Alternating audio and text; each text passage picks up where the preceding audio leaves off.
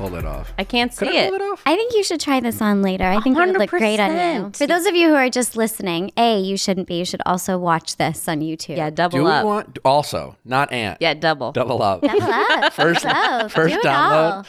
and then watch. Yeah, for sure. And I want to say that also because our guest today, your guest, the guest, is gorgeous. And you will be missing out if you don't actually see the visual of these beautiful legs now and that are coming onto the trying show. to focus. And these beautiful eyes. We're just going to call it out. Who's our guest?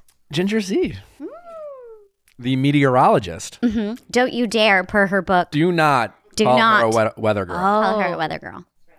From Good Morning America. Mm-hmm. A good friend, a dear friend. Soul twin, in my opinion. But before we get to Ginger, always some house cleaning notes. We need your questions for the podcast. So email us at asknick@castmedia.com. Yeah, the more interesting and honest and maybe depressing and fun, the more fun our show is. So we really need you to step up. Yeah. People out there. Our 10%ers. Yeah. You men out there, we enjoy your stories. And I think the women listening really enjoy your perspective. For sure. On that note, I would like to call out Nate. If you're listening, call us back. Yeah, we'd love an update. I really want to know. Some women have been DMing saying, yes. we want to hook them up with our friend. Yeah. Come on, really? Yes, that's happened. So should we follow up with Nate and ask if he wants us to give out his information? I'll do that this week. Oh, this is exciting. Anyways, before we get to Ginger Zee, I need to vent a little bit about the world and people. Yeah, we went out into the world. Why last are people night. sometimes? Why do people choose to be so miserable? I don't understand. I mean, you would know. I'm just kidding. We got to tell what happened. Well, this was last night. We ran into a Suge miserable and I went to go person. see the movie Booksmart. For those of you who haven't seen it, do yourself a favor. Yeah. Go see it. It's a fun, lighthearted comedy, very smart. It's directed by Olivia Wilde. It's Wonderful Olivia Wilde. It's a movie about women, with women. The lead performances are phenomenal, and just a lot of great acting in it. A lot of fun. So anyways, Suge and I go to the movie. Just a couple friends, night before a podcast, talking about what we're going to talk about. And we go. And it's a new movie, opening weekend. And so we were going to go to the 6:30? 6:30, we show up. There's no seats available, just singles. You didn't buy tickets ahead of time? We didn't. Yeah. First rookie mistake. First mistake. But you know what? It's an early movie, so they're playing movies every 45 minutes. So the 7:15-ish, Chuck, we'll get a beer. No big deal. It's great. Fine. And we look up the 7:15, and sure as shit, it's also packed. Oh, man. There's no two seats next to each other. Which, congratulations, Olivia Wilde, because people filled that theater, which is wonderful. But so we had to choose two singles that were close enough. Well, first we panicked. We did. We panicked. We're like, oh, what are we going to do? We've really committed. Nick cried a little, and I calmed him down. Go on. And then we saw two seats that were outside of a pair, right? Yeah. So you had, and we thought to ourselves, silly us, we've overthought this. Of course, we'll just get these seats, and the two people in those seats will just slide down. Yeah. Of course. Yeah. Of course, it's such an easy As long as you have them slide to the better seat. Whatever direction they want. We don't no. care. You would. You slide, wherever they want to go. Wherever they want. Yeah, so we're Whatever they drinking our beer. We're like, this is going to be great. We're like, imagine if they said no. Imagine if they said no. Wouldn't that be fun? I almost want them to say no. The kind of snarky troublemaker in me wants the person to say no. And I said, if they say no, we are definitely sharing a popcorn and soda. And we're just going to pass it back and forth and keep asking them if they want to see. Yeah. Oh, we had a whole bit. We were laughing, going to the movie. But of course that's not going to happen. No. We live in a reasonable world. Well, I think we all know what happened. We really do. So we go up. We've really given away the lead. We jumped the shark, but it's okay. No, there's more. But it's how it all goes down. Okay. And we go up, and it's two young ladies, and Suge goes, oh, well, The plan was for me to say it because plan. I'm very disarming. So me going in and being like, excuse me, hi, would you mind if we... Your it works every time. superpower is your charm. Yes, very, it's, and I'm... Who could get mad at Suge? If I ask you, you're going to move, I think. But then we see that it's two women, and I like pulling out the face card with Nick when I think that it's going to help us. Go, you're a boy, go, you're that handsome bachelor person. Yeah. They'll probably know who you are. So I'm like, you go. Last minute bad call decision because they were furious. I was just like, hey, I'm sorry. Like me and my friend, we have these seats, and would you be so kind as if we moving in just one, and they just looked at each other, looked at us, and just scowled and just go, sure. So they did. But it was like closer into the center. Closer. They had not even debatable, a better seat. Weird. And it's not as if they chose the aisle seat. They were already in the middle one way. Can I add something? Sure. I saw Booksmart also by myself, and someone was sitting in my seat, and I saw he was sitting next to a couple. He goes, "Oh, my seat's down there at the very end of the row," and I was like, "Okay." And I did it for him, and I didn't make a big deal. Yeah, there you go, fine. Because you're a normal human. Because you're a normal person. Hella fire in your heart. But then, I mean, it really does get worse. It gets worse. It does. Yeah. So then it's the beginning of the movie on the previews. I get a text from a friend. First, I open up my phone. I turn the brightness all the way down to 0. So like it's not like you can't see it. And I'm getting a couple texts. Hey, I'm at the movies. I'll have to text you afterwards. About to turn off my phone. Shug asked me a question, and all of a sudden the girl right next to me who had just moved, it's not bright at all. She goes, "Can you not shine your phone in my face?" And I was just like, she and I look at each other, bright eyes. I'm like, "What? Huh?" I literally was just shocked, and I'm just like, yeah. And she goes, "We can take our seats back." I know. And I go, at this point, I'm like, whatever you want. Like, sure. What is this like? What do you like? You're gonna get the 15-year-old working in the concession to come and like drag us out of our seats? Or by the way, I would love for you to take your seats back because we'll go back to Plan A. Wait, how old? Can I ask how old they were? I would say that one was 30s? probably 30s. The other one was. We decided that the Relatively in our one age sitting group? beside Nick, who was very, very spit and fire at you, we decided that she was peacocking for her young girlfriend, and that they wanted nothing to do with this creature sitting beside me right here, I make and no that assumption, his charm ricocheted off of them. Very, very, very. So anyways, hard. I'm just like, it was like a weird energy for the first 15 that's minutes. too bad. And that kind of sucked. But I'm kind of like thinking to myself, you know what? Who knows? Who knows what situation? Right. Maybe they're just passionate about this movie. Maybe their friend is an extra in the movie, or I don't know. And they're just like so They never get out. And they never get out. Who knows? Who knows? Whatever. I let it go. Oh no, there's more. An hour into the movie. Let's hear an interesting story, people listening, because we were blown away. An hour into this movie, Mrs. Don't shine the phone in my face because I need to enjoy this movie experience. And again, it wasn't as if this was going on for the first 10 minutes of the movie. The movie hadn't even started yet. She gets up and she, I presume goes to the bathroom. Right. Hey, listen, at least for me, I really have to go if I'm going to get up and miss a movie. I mean, I'll hold it, but you know what? Who am I to judge? She had to go to the bathroom. When you got to go, you got to go. I will take a shit in the middle of a movie if I have to. Okay. You do what you have to do. Okay. Sorry, do what you gotta just do. to clarify. So I'm like, I kind of roll my eyes. I'm like, you know what? Whatever. But clearly you don't care about the movie that much to be so ticked off. But, I assume she's going to the bathroom. 15 minutes go by. 20 minutes go by. I'm actually constantly like, where is this chick who's so passionately needed to see this movie? She comes back with 2 glasses of wine and just like, I'm thinking, wait, you had to leave and you'll get your drink on and miss 20 minutes of the movie and you had to yell at me and you're so offended to move seats just because we just politely thought maybe, hey, do you guys mind not did you pick these seats because you were hoping no 2 people would sit next to you, you'd have all this space and a sold. I don't know. It was just, I was so disappointed in humanity. But she was following the rules of the theater because you're allowed to do this stuff. You're not allowed to be on your phone. You're not allowed to sit where. I'm just saying rule. Maybe she's a rule follower. That's actually a very good point. We did break all the of the rules. So that's it. Mm-hmm. So it's, if someone is breaking the rules of what, the theater, you're allowed to just but you're right. We're asking her to let us bend the rules, and we asked a favor, and she was allowed to say no. She was in all of her rights. Yeah, she was. We couldn't. Nobody could call the cops on anybody. I have her on the show. I find. They're dating now. Nick got her number. We had the best makeup sex. No, I usually find that the simple favors, easy favors for anyone, are great when usually you get asked because And it's they're like actually very someone's like, important. hey, can you do this like favor for me? And you're like, wait, I have to move over. No problem. I'll do that for you. And I'm you the feel like, hero. Yeah, you feel like I'm a nice guy. Of course. You know what? And then you did that. I'm sure like you didn't feel like a hero, but it was like, you know what? I didn't. I was a little upset. I was so far over it, but I got over it, you know?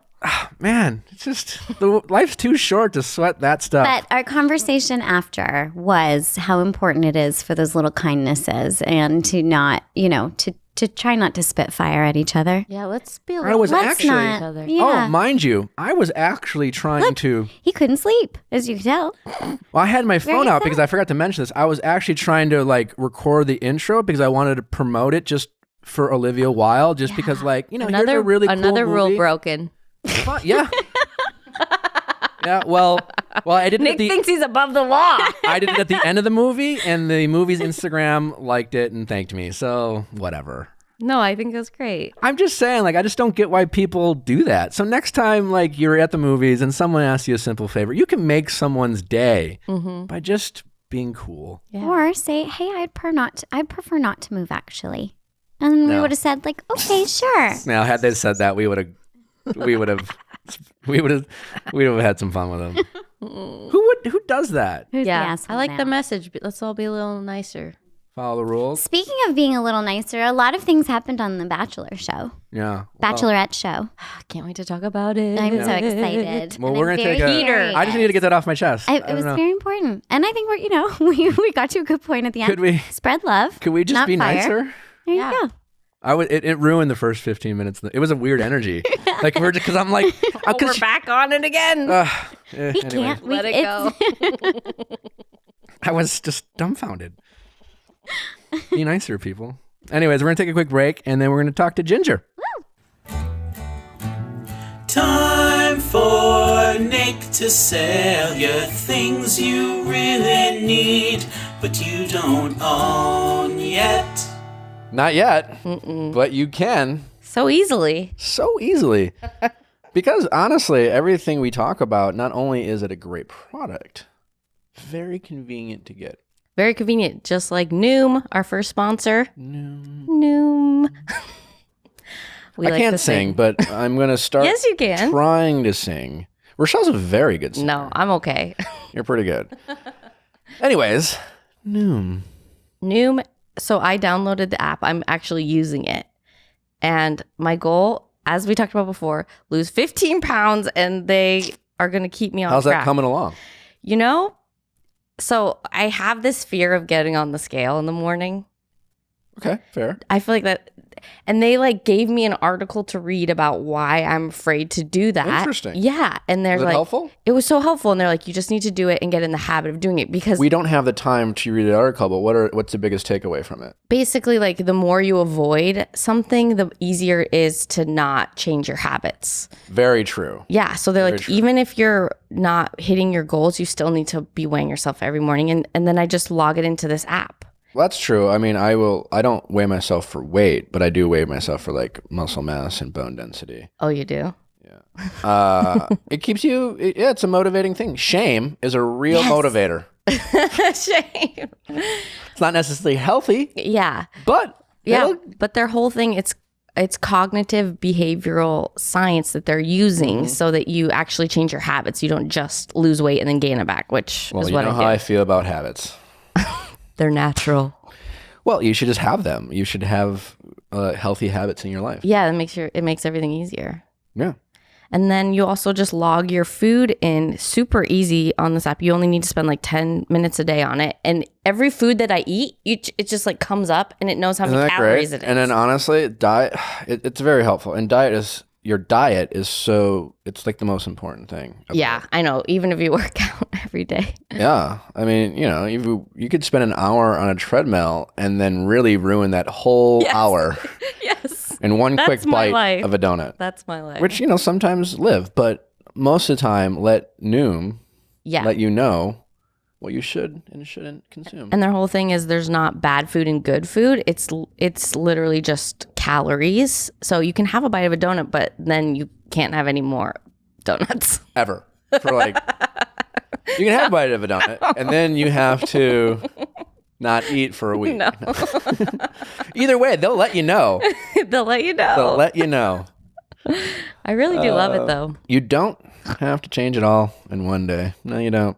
Small steps make big progress. Another way of saying it, shavings make a pile. Is that your favorite phrase? It's up there. Yeah. I It like is. it. Shavings do make a pile. Yeah. You know, you can't win it all in one day. You got small successes add up to big victories. Mm-hmm. Yeah. What else do you have to lose? What do you have to lose? What do you have to lose? Hopefully weight. Yeah. Hopefully these stomach rolls. And, visit noom.com/Viall to start your trial today. That's noom.com/Viall, the last weight loss program that works. Yep.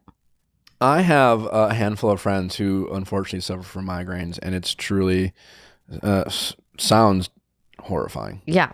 So Cove is great because you can get treated from home. You start out with a simple consultation by a licensed physician, and then they determine the prescription that you need, and it's sent directly to your door. Okay, so Cove is great because you get treated from home. You start out with a simple consultation with a licensed physician, and then the prescription is delivered directly to your door. That's amazing. Yeah. And then it's personalized, so they create and tailor your individual course of treatment, especially for you. And then they reach out a few weeks later to see how you're feeling. That's really kind of them. I know. We love personalization here. So Cove is all about education. They break down everything you need to know about migraines and the treatment. It's doctor supervised, and the medication is FDA approved. That's all great. I know. I don't see why you would do anything else if you had a migraine. That's the smartest thing I've ever heard you say. And you say a lot of smart things. You say a lot of smart things. That makes a lot of sense. If you suffer from migraines, the last thing you need is to have to wait to see the doctor. Mm-hmm. And with Cove, there's finally a way to get the help you need when you need it. And when you use my special link, you'll get the first month of treatment for free. Free? That's crazy. Free, meaning you don't pay any money. Go to withcove.com/Viall. That's withcove.com/VIALL. Withcove.com/Viall. Now go buy the stuff. Hi, Ginger. Well, hi, Nick. Thanks for coming. Thanks for having me. Ginger flew here just to be on this podcast. I did. I was like, you know what? It's Memorial Day. This is what I want to do with my life. And then because she had some free time and she was in LA, she decided to also interview the CEO of Disney. That's right. So we thank her for taking the time to come here. You know, Bob, I'm going to be on a podcast called The Viall Files, and I just was wondering if I have a few minutes for you. Yeah. And he's definitely heard of our podcast. If you can move some things around, I will interview you. You're going to take the top spot in my Insta story, though, I'll tell you right now, over the Iger picture. Yeah. But thank you I'm just going on numbers, like what's going to do well. That's true. I mean, yeah, that's true. I don't know what Bob's engagement's like, but... But thank you for coming and taking the time. Ginger Zee, for those of you who don't know Ginger, is an author of Natural Disaster.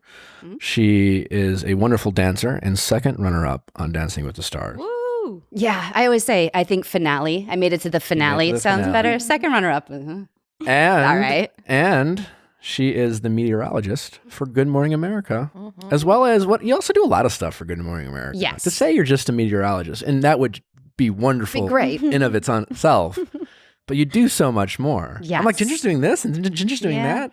She's and Ginger, I got to know her through my time as the Bachelor and going to Good Morning America, and really the whole just group at Good Morning America. I will say, as someone who came from just like Chicago and the Midwest, where Ginger is also from, it's very intimidating. Oh, you're going to be in Good Morning America, and it's very ooh, and you're like, you've seen of all these people. What a pleasant group of people. Yeah. You guys really are super nice and welcoming, and you don't necessarily need to be. Thank you. I think so. Just want to say that. In general, it's a pretty good group, but I will say, and this is what I was telling Rochelle earlier, I get to meet and interview all of the Bachelors. I've had that unique opportunity, which not a lot of people do. Is that something you requested? No, it just kind of fell on me because Anyway, and then Ginger, you look like you could be on this show. Why don't you interview the you could Bachelor? be on Why don't you do it? It may or may not have had to do with Rob Mills. Yes. Yeah. But I will say that I've interviewed all of them, and I never connected or wanted to talk to one of them again, except you. Oh. Really? Wow. That means a lot. Yeah. And I didn't know what the feeling was at first. I'm like, wait, is it just because he's hot? No, a lot of them are hot. Hold on. Let me work this out in A myself. lot of them are hot. Yeah. But it's different. I have like a thing. I feel like I maybe it's because you're from Wisconsin, I'm from Michigan. We kind of have the Great Lakes thing, big families. Yeah, but I mean, Ben's from Indiana and Colton's from Denver. And Yeah. no one likes our anyways. No. Oh no. Was it love? No, it's like a connection of, I don't know. I don't want to say magnet doesn't sound right. That sounds like love, but I don't. Yeah, like an understanding. Yeah. I don't know. Does that make sense? Right? What did you call it, Rochelle? Soul twins? Soul twins. Yeah. Soul twins. Yeah, because that doesn't have to include that. Boning. That's right. Bone, yeah. Mm-hmm. Well, I mean, I listened to your book on Audible Yes. because I don't know how to read. Great. Well, I'm not. I'm slow. If I read your book like traditionally, I would be on the intro, like the. You just need to practice. It's. I want to take a dyslexia test. I'm convinced I'm dyslexic. But obviously you're more artistic because not many people can paint the way that you do. Not many people can. I have been accused of being on the spectrum as well. Okay. All right. Well, I'm not going to go there. Aren't we all? Anyway, so you were talking about how great I was. Yes. And but you stood out. And I remember thinking, okay, there's something, right? There's just certain people that you connect with, and that was you. So I'm so glad to be here because of that. Well, thank you again. I'm very excited to have you. And I will say, like, I've always felt that about you. And reading your book, you talk a lot. I mean, the similarities I connected with your book, again, where you come from, the Midwest, and growing up in a kind of a similar atmosphere. And, for other people, the Midwest childhood is great. I'm proud to be from the Midwest. We get a lot of the compliments of the people from the Midwest, and rightfully so. They're so pleasant. But I guess I always thought, too, where it's just like, I always felt like growing up that this wasn't the place I should spend my life. Correct. And every time, and it was hard for me to take that leap. Mm-hmm. And then when I did, it always felt like, I don't know how you felt, but it was like, why did I wait this long to do this? And every stepping stone in my life, even that place felt small to me. And I always wanted more. And I've always been attracted to like a big city that way. And I love the adventure of it all. Yeah. And you talked a lot about that in your book, and it was I related to that as well. Like, I love the goats and chickens that I grew up with and all, but there was something about me that just didn't fit, and I felt that the whole way as well. And I think that's, I don't know, there are some people who can live that way, and in my book I talk about almost getting married, and I think he would have been a wonderful person to be married to if I had wanted that. If I had wanted that, not just in the time in my life, but to want to stay in West Michigan, to want to be there and live that. I admire part of it because it's such simplicity in a way, like you're not constantly yearning. I'm sure you're like me, where even you're now in LA and you're probably like, all right, you could even go bigger. Like, where's next? Where are we going? Tokyo? Like, what's happening? I'm curious in talking about that. And as much as I like that I'm that way, because I think it's played into some of the success in life that I've had. Mm-hmm. The downside of it is, and I don't know how you feel this way, sometimes I just never feel settled or happy. Yes. Because I never feel like I can always find a reason why. But you're always going to feel that way. Because that's who you are. Like that's, yeah. Yep. And right? And then through life, and I didn't think I was said when I got here to Rochelle, I can't believe I have 2 children. Like, I really can't believe it. Because if you would have asked me 5 years ago, I would have said, yeah, okay. Because you never had the maternal instinct? No. I think I was so focused on my career. I never thought, with my horrific dating past, I never thought that it was going to end up happening. I just didn't think I'd find somebody who I could, because I always thought I wanted more or better or bigger or whatever it was. I didn't think I'd ever click. Did you think you always wanted more, better, and better in your dating life? Did that was that specific to the men you were dating, or does that make sense? Every time I was with someone, and this is terrible to say, but I was always looking. I was You were always shopping. always shopping. Really? And I don't know if that was the insecurity of not seeing a future with some of them were just horrible choices from the front. I mean, duh, that wasn't going to work. But a lot of it was just because I wasn't ready. And that was a big calling card of not being ready, just always on the scan and always wondering what's the next one. And often thinking, I wish I could just put together a little bit of that one, a little bit of this one, a little bit of that one. It's the perfect man. Yeah. So Well, I can relate to that. yeah. Wait, so then what happened when you met your husband? Did that story change? He says I settled.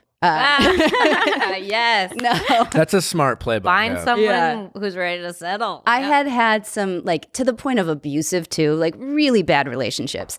I finally got myself right. I finally got mentally set and settled. Speaking of settled, enough so that I still want more. I still want the best. I still want us to be the best together. But I learned how to stop shopping because the shopping had nothing to do with the other guys. It had to do with me Sure. and what was wrong with me. So now I'm not as broken. Not as broken. That's right. And my husband just deals with it. So We're all a little broken. I mean, well, before you met your husband, 'cause Yes. I'm sweet, but let's get it. I'm more curious He wants about the dirt. I want, what in terms of why do you think we all have bad taste in people we date? Actually, that's not. Hold on, backtrack. This is what I wanted to ask you. Do you believe in fate? that's funny because I was like, I wonder on this show if I'm going to have a chance because I'm going to ask Nick that same. That is, I wanted to ask that. twins. Soul twins. We're so connected. No, I wanted to ask that because I think that there's universal connection, energy, spirituality, all that stuff. Yes. Sure. Yes. Do I think that there's one person for us? Absolutely not. Do I think Totally that? agree. Yes. And I think that we could have fate with multiple people. So I was listening to your book, Yeah. and you talked about was it Joe? Your The names are changed, so I have to think about it. Like, yeah, Joe. your first real love that you were engaged to and called off the wedding. Ultimately, you made what sounds like the right choice for yourself, but not believing in fate, as I don't necessarily. I believe in choices. I believe in free will. I believe the ability to make bad choices and the ability to learn from those choices. And so I think you made a great choice. But what do you think would have happened had you not made that choice? And is it when you think about, I guess what I'm saying is you could have gotten married. And I think ultimately, we both agree that it wasn't right. And ultimately, you probably would have ended the relationship eventually, just it would have been a little messier because there would have been a divorce and things like that. And that strength to kind of do what you did, how much of that ability to take that risk, which I'm assuming in the moment felt like the biggest risk of your life. Ever. Right? Small town, I just graduated from college. I have this perfect guy. Yep. That's the next step in I that was world working- is to get engaged and married. Yes. And that's just what you do. And so to stray from that is like the fear of judgment, all these things. So your ability to do that, I was curious how much played a role in basically everything that happened going forward, because that was, I just assumed that was your first big leap of faith. Yes. That you bet on yourself and it seemed to work out. And this is when I knew this isn't for me. I'm not going to be here forever, and I can't be with him. This isn't. So I knew that about myself. It was the most self-sufficient moment I had had in my 23 years or whatever it was. And I had already felt that way in my career. I had already known, and I just knew ahead of time. My relationships, I was always kind of second guessing. I was always making another choice. Like, wait, I was worried about what other people would think. I mean, I ended this, but 3 weeks before the wedding was supposed to happen. You did? 6 weeks before, I took the invitations out of the actual mailbox. It was The mailman. really dramatic. No. Crying. With the mailman, With right? the mailman. It's illegal. Speaking of rules, totally rule breaker. Sometimes you got to bend them. Yeah. Yeah. That was one of those days. Anyway, they went back out. Whole story is Oh, so you got them and then got sent them again? I brought Shameless them plug, to this him. is all in her book, Yes. Natural Disaster. Brought them to him in the big box, and I was like, I can't do this. Really? Yeah. And I mean, you talk about devastated. You've never seen, and he is just one of the sweetest men in America. How old were you guys at this time? 23 and 24. Oh. Yeah. Is he married to someone wonderful He and has is, beautiful and they have babies? two little boys, and they're great, and everybo's great. So Gets to watch you do the weather every morning. Awesome. she's probably my biggest fan, I imagine. Right? No, Oh, I don't no, think. yeah. You don't talk to him anymore. If you Like, were I'm Suge, he'd still be coming over for Thanksgiving. No. Could you imagine? It sounds like he's fine, but could you imagine? Be like, I'm so sorry, Joe, and you're the sweetest, and I just have to not marry you, and I know.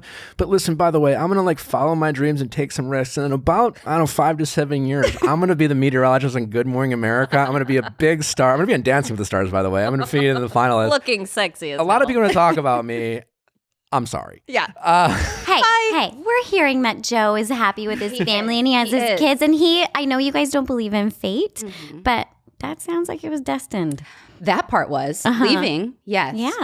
That was fate. Listen, I agree in terms of, I do think we have paths, right? We have these lives and these opportunities. I think, not to get all spiritual, but like we have all these variations of where our lives can end up. And again, I believe in free will and choices, and we're not destined for one different thing. I definitely believe in the butterfly effect. I think Ginger's ability to like trust her gut and take a risk that a lot of people are scared to do.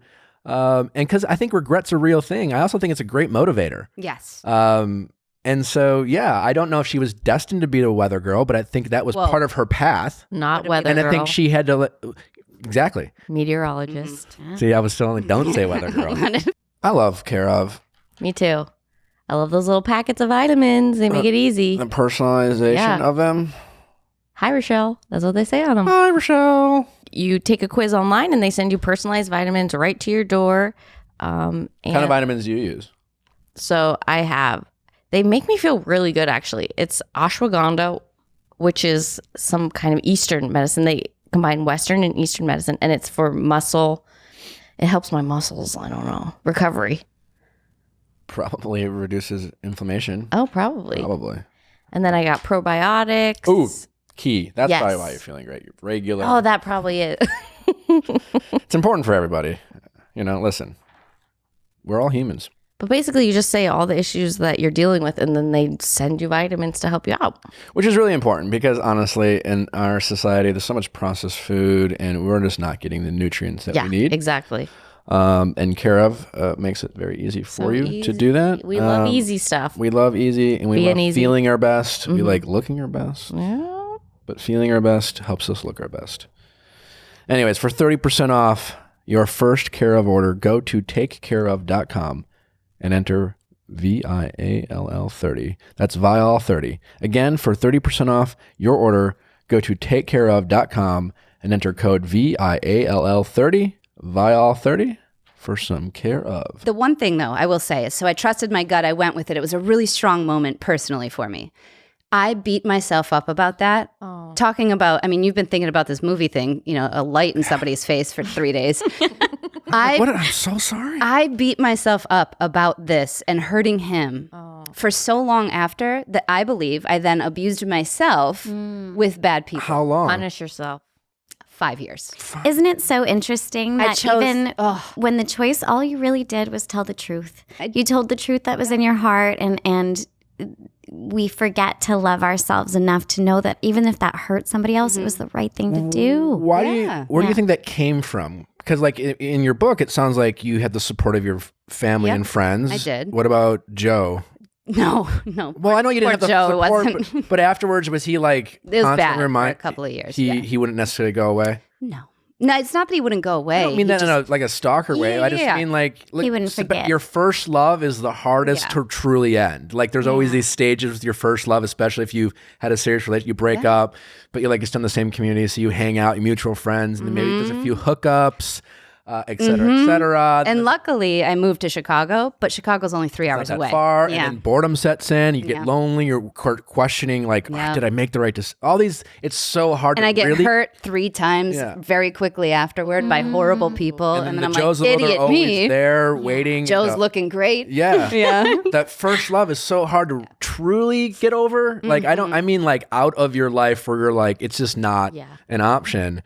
So yeah, it sounds like that.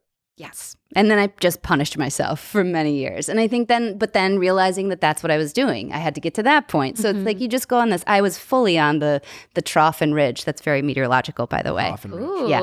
I do like how you have the meteorological metaphors in your. Yes, it is. You feel when you're on your way down. I feel it now. Like when I'm on one of those, I'm like, okay, here's where I'm. So now I'm nearly 40 years old. I can identify that. It's different in my life. Whereas then, I think I didn't realize that was kind of a down, or it was an up, but there was a quick down. So you were punishing yourself for this decision, but yes.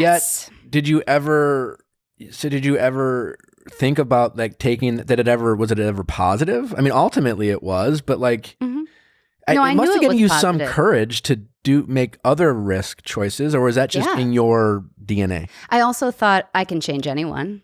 I'm here to make them the right guy. And that was a big part of my issue. The right guy. Yeah. Like they're not right yet, but I'm about to make them right. Is that a girl or a guy thing? Because I've never thought I'll make her the right girl. You haven't? No, but I've always thought I can be. You can be the right. Oh, wait, I've done that. You don't like me? Yeah. Watch this. Watch this. I feel like guys but you hear that a lot with women who tend to say, "Well, I'll fix him or I'll change him." I've never thought that about anyone I've dated. Have you thought I'll change myself to suit them? Indirectly, sure. Or I'll change myself to fit them. Or just to more or less to be what they want. So it was more like self-gratifying and about the ego of I'm going to be the man. And of course you want to break up with me? No, you don't. It was more like I can fix this. It was stubborn and it was, the competitive spirit and I wasn't good at accepting. And when they were trying to break up with you, you're like, no, I'll change. Well, like and in this specific scenario, I'm talking about my first girlfriend. We dated off and on for 7 years. And we both kept breaking up with each other. But when she would break up with me, it was always like, all right, well, what do I have to fix now? Kind of like, and I'll just do that. It was never, I never asked myself, is this just not the right situation for me? It was always, well, what do I have to now fix? And that's what I admire so much in your posts about your Insta stories. When you're answering people's questions, you're very definite. You but that's probably not how life always has been for you. You've just taken a long time to learn that, right? I mean, my ability to do questions with Nick or answer questions in such a definitive manner is just because I often answer questions the way I wish someone would speak to me in my early 20s. Yep. And it wouldn't necessarily be easy to hear. That's cute. But it would be things I wish I would have thought of. I've spent a lot of energy and time pining over situations that weren't necessarily right for me, but I either was trying to feed my ego or I was over romanticizing a situation. I was being the helpless romantic or whatever it was. I didn't want to accept. And I had to learn acceptance of a lot of things was a big thing, and just being honest with myself about the situation and things I could control and things I couldn't control. And that's what I wanted to bring up, if anything, is that honesty with yourself. That's the thing that what I finally got to, and what really changed the way I went into relationships, the way I changed and when I went into work. That is what you have to do. And it's so much easier said than done. But now that you can do it, that's why you're able to give people advice, because you know that honesty is there. Maybe that's why we're so similar in that regard, because that's people think of you as this, beautiful, just real, authentic girl who like can crack the snarky joke and can be a little off, kind of like not as polished, but in a very polished way. Yeah. And it sounds like that didn't necessarily always come so effortlessly for you. Not at all. Can I ask, I'm curious, was there sort of like a point that you hit where you decided to really look inwards and see what was going on and why your behavior or your patterns were what they were? Like, was there a really low point? Definitely. So I was in a hotel. This was in the abusive relationship. And it really got to the point where I had to call the police. And I had just gotten a job of my dreams at ABC News. And I was calling the police to get me out of a situation. And I was like, that actually can't happen anymore. So I always say like my career saved my life. Wow. But it also saved. So I then went into intensive therapy, which I should have done years before. And I think everybody could benefit from. 100%. I don't think that it was that I was so different than somebody else. I think all of us don't learn emotional health and well-being in second grade. Like we learn about uteruses in health class, which we don't really grasp either. But we don't learn what emotions come around it and so I think that's something we miss. And I went into kind of like a primer for how to be a normal human being. You know, and some families teach it better than others.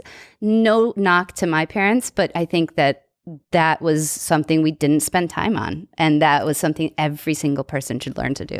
Did you come from a religious So well family? said. No, I would say my mom's become more religious. Okay. Yeah. But not like around a childhood. It wasn't Like like every Sunday type of religion, Sure. but nothing more than that, I would say. Yeah, no, I think, well, and talking about therapy, I think certainly in the past, there was an implication of crazy if you ever Oh my gosh.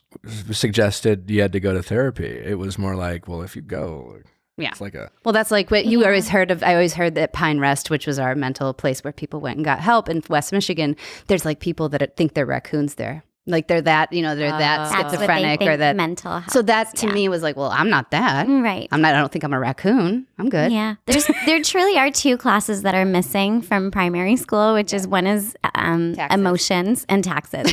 Yeah, start teaching me about taxes when I'm in Taxes grade now, 4. please. Yeah, I always say that too. But I do have one question talking about that. I have noticed because I have younger siblings, right? And so when my parents were on, we were talking about just like how different it is. I think our society does do a better job of talking about mental health, but what I have noticed with the younger generation, I know you have younger siblings too, so I wonder if you notice this too. It does become almost in vogue to like, in a weird way, talk about your anxiety or depression, and I have some younger sisters who like, it's almost like, are you not to down, it's like Right. And as parents, like you have to address it. You can't, but it's just like, everyone is like, it's like a thing. I have anxiety. I have seasonal depression. I have, And it becomes, I've noticed this in vogue thing with the younger generation, and almost like, how do we combat that? You don't think so?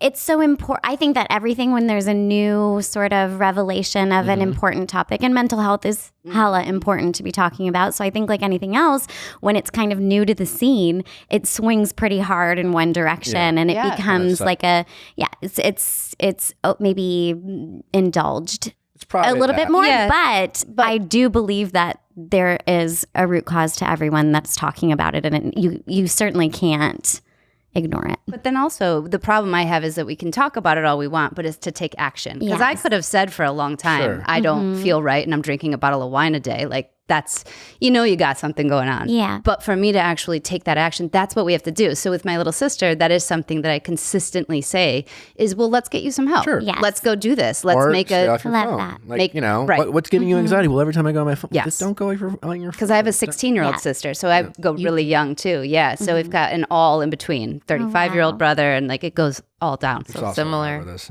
Yeah, see, that's what's happening. But I agree, and I just think it's taking action. Like Yeah. if you really need that help, or if you don't, then go try it and see if you really do or don't need that help. Yeah. And then it's helpful or not. It can help everybody. I You know. gotta look. You gotta look. Solution oriented. What was, other than that kind of moment you said with Shug about Yeah. like the calling the cops, but was there like a moment that you were like the most like where you really felt comfortable in your skin, where you're like, okay, I'm comfortable with being this person who can talk about my past openly and not judge myself for it, but yet think of it as like I'm proud of it, right? Yeah. Like, talking about similar situations, like Shug and I talk a lot about my experience in The Bachelor, and there's things I'm like, I don't like talking about, or just my overall experience. And then there's moments where I'm just like, you know what?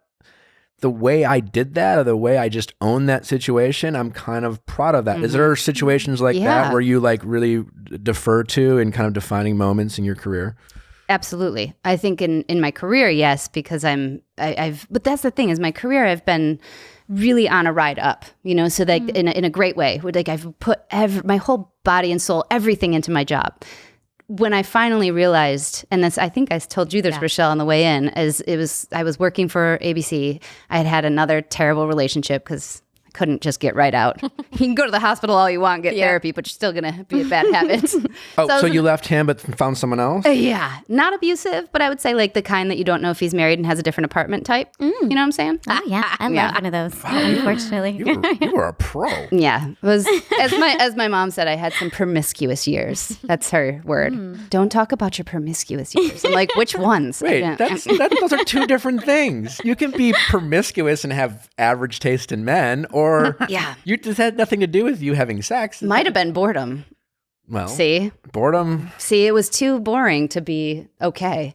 So I needed some help. Anyway, so I was in that bad one, and I finally just was actually had ended it for real, I thought. And I was alone for a couple of weeks because that was forever in my head. And I got on a plane and I was flying again. I'd been working like 30 days in a row. And I saw a family get on and I just lost it. And I started bawling. And I was like, this is never going to happen for me. I mean, never. I'm going to keep getting better. I'm going to keep being so great at my job. But never in my life is this going to happen. How old were you then? This is 30, 31. I can relate to this so much. Yeah. And then I think that moment, this is really bad. So I get off the plane and I just needed a night off. I had been on TV for a long, and asked me a year before that, I would have died to be on all these shows. You know, like it was so exciting, but I was exhausted. I was like a baby. I got tired and you can't handle it. Yeah. I get in my apartment. Hannah, after the first week when she cried for absolutely no reason. And there's only like one lonely, sad, definitely rotting avocado, but that's all the food I have in my apartment. And I go and I reach into my dishwasher and I cut my finger, like my pinky, like to the point of, right? And so I just, again, thinking of the family on the plane, now I'm going to, in my head, die on my floor of my apartment because all I had was a rotten avocado. And I finally just sat there in my blood pouring down my hand, like, why me? You know, might have had some wine on the plane. That moment is when I just made a decision. Like, this is actually it, right? You are choosing, you're making choices to be on the floor right now by yourself.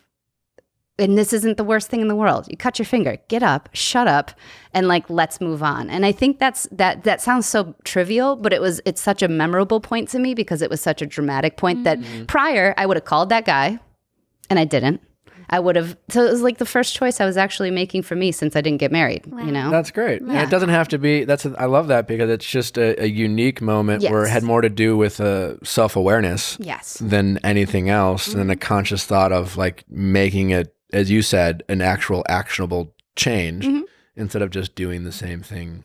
Or being the victim. Being the victim. And I made myself that often. That's a great point, Rochelle. Yeah. I mean, again, people are real victims out there in a lot of cases, but I think often we victimize ourselves more. I mean, all the time. I mean, I would think about because it's fun to be a victim sometimes. It's entertaining. It's a place to be without having to take responsibility for yourself. Yeah, I mean, anytime I feel depressed or down, it has everything to do with me feeling sorry for myself, which is ultimately victimizing whatever situation of poor, like. Well, I don't know, whatever the situation, it's always like something silly, but yeah, I mean, it's, and you can do that if you want, or you can, you know, get up, put a Band-Aid on, because you're not going to have to go to the hospital for that little cut, right? and you know what, maybe you are the victim in this whatever situation, but like, are you going to sit in it, or are you going to do something about it? So I love that, and I think those are moments that we take with us that can really help us. Yeah, and then I will say, and then I met my husband. Like, how'd you meet your husband? Days later. So there was days later. Did you still have the cut and the Band-Aid? I don't remember if I still. I bet you did. You should add that in the story because I think it's very good. Thank you. And he offered you a Band-Aid. Yeah. So we were at He takes the Band-Aid off slowly and says, "I'm here." Ew. Yeah. What? I'm here. You can't have a sexy Band-Aid? No, please no. Band-Aids are pretty gross. Rochelle, how do you want to be swept off your feet? Not with a Band-Aid cut? No blood involved, please. She just wants a dumb hot guy. Okay, Vic. Okay. All right. We met at your words. Yeah, you do. It's okay. No, she wants to enjoy a dumb hot guy. Yes. She doesn't need to keep it. We'll get into Tyler G in a second. See, whatever. Yeah, the other Tyler G, he apparently is a criminal or some sort. Anyways, you were saying. Oh, so we met at a Soul Cycle event. It was a charity event for Robin Roberts, who we work with, and it was like a cancer. I love Robin too. And it was a cancer, raising money for cancer. And then he was actually getting courted by ABC to come over from NBC. Ooh. So it was like, yeah, somebody coming over from the other side. He didn't come to ABC. He just came to me.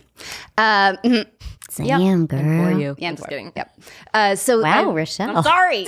He's really good looking. Thank you. Look at the family. So he says all the time as he noticed me in the Soul Cycle class. I did not. I was sitting by that guy, by the way. I was on a bike next to the bad guy. Oh, That's right. The bad. That I had written off. Yes. Really? Were you in the perfect Yes. position on your bike just in front of him so he could watch your perfect body? No, we were right next to each other. Then. Yeah. Close. So instead, my future husband, which I didn't even know he was there, saw my body and liked it. You know, like you don't even know what's going on.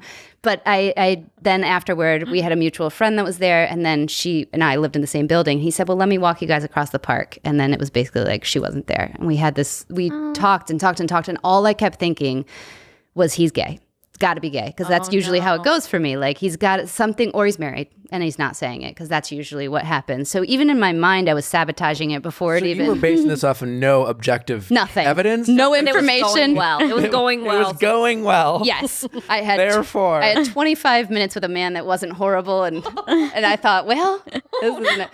So then I looked him up and I started looking at his stuff. He's very funny. He doesn't like being called a comedian, but that's basically what he is. And he hosts shows and he does all this stuff. Funny? I know. And then I thought, again, I'm just going to do it. I'm going for it. So I wrote him. I got his email. You slid. I did. I got his email from the friend. You slid via email. Via email. Guys, this is like That's 8 a years ago, classic okay? slide. There's not a DM at that time. Old-fashioned There is no slide. DM. There's not even hardly Twitter, okay? Nick would have been doomed. So emailed. I'm not going to let that be a negative criticism. It's not. I wasn't saying it. Felt like a little bit of a shade. Anyways, Thank goodness for DM. you emailed him. Emailed him, and then he was so impressed. He's like, Can I "Yes," ask but what your email was? Yes. So my email was very open because, again, I didn't know what his deal was. And I just was like, hi, I don't have many friends in New York. I've only been here like a year. I would have loved to have been like, first off, I need to know, are you gay? Yeah. But then I said, I just think we should be friends. And he always says, hell no. Like that wasn't happening. He was never going to be my friend. And I really didn't know. Like I didn't think he's going to be my husband. I didn't have that feeling. I like this line. Yeah. Did you mean it to be a line? No.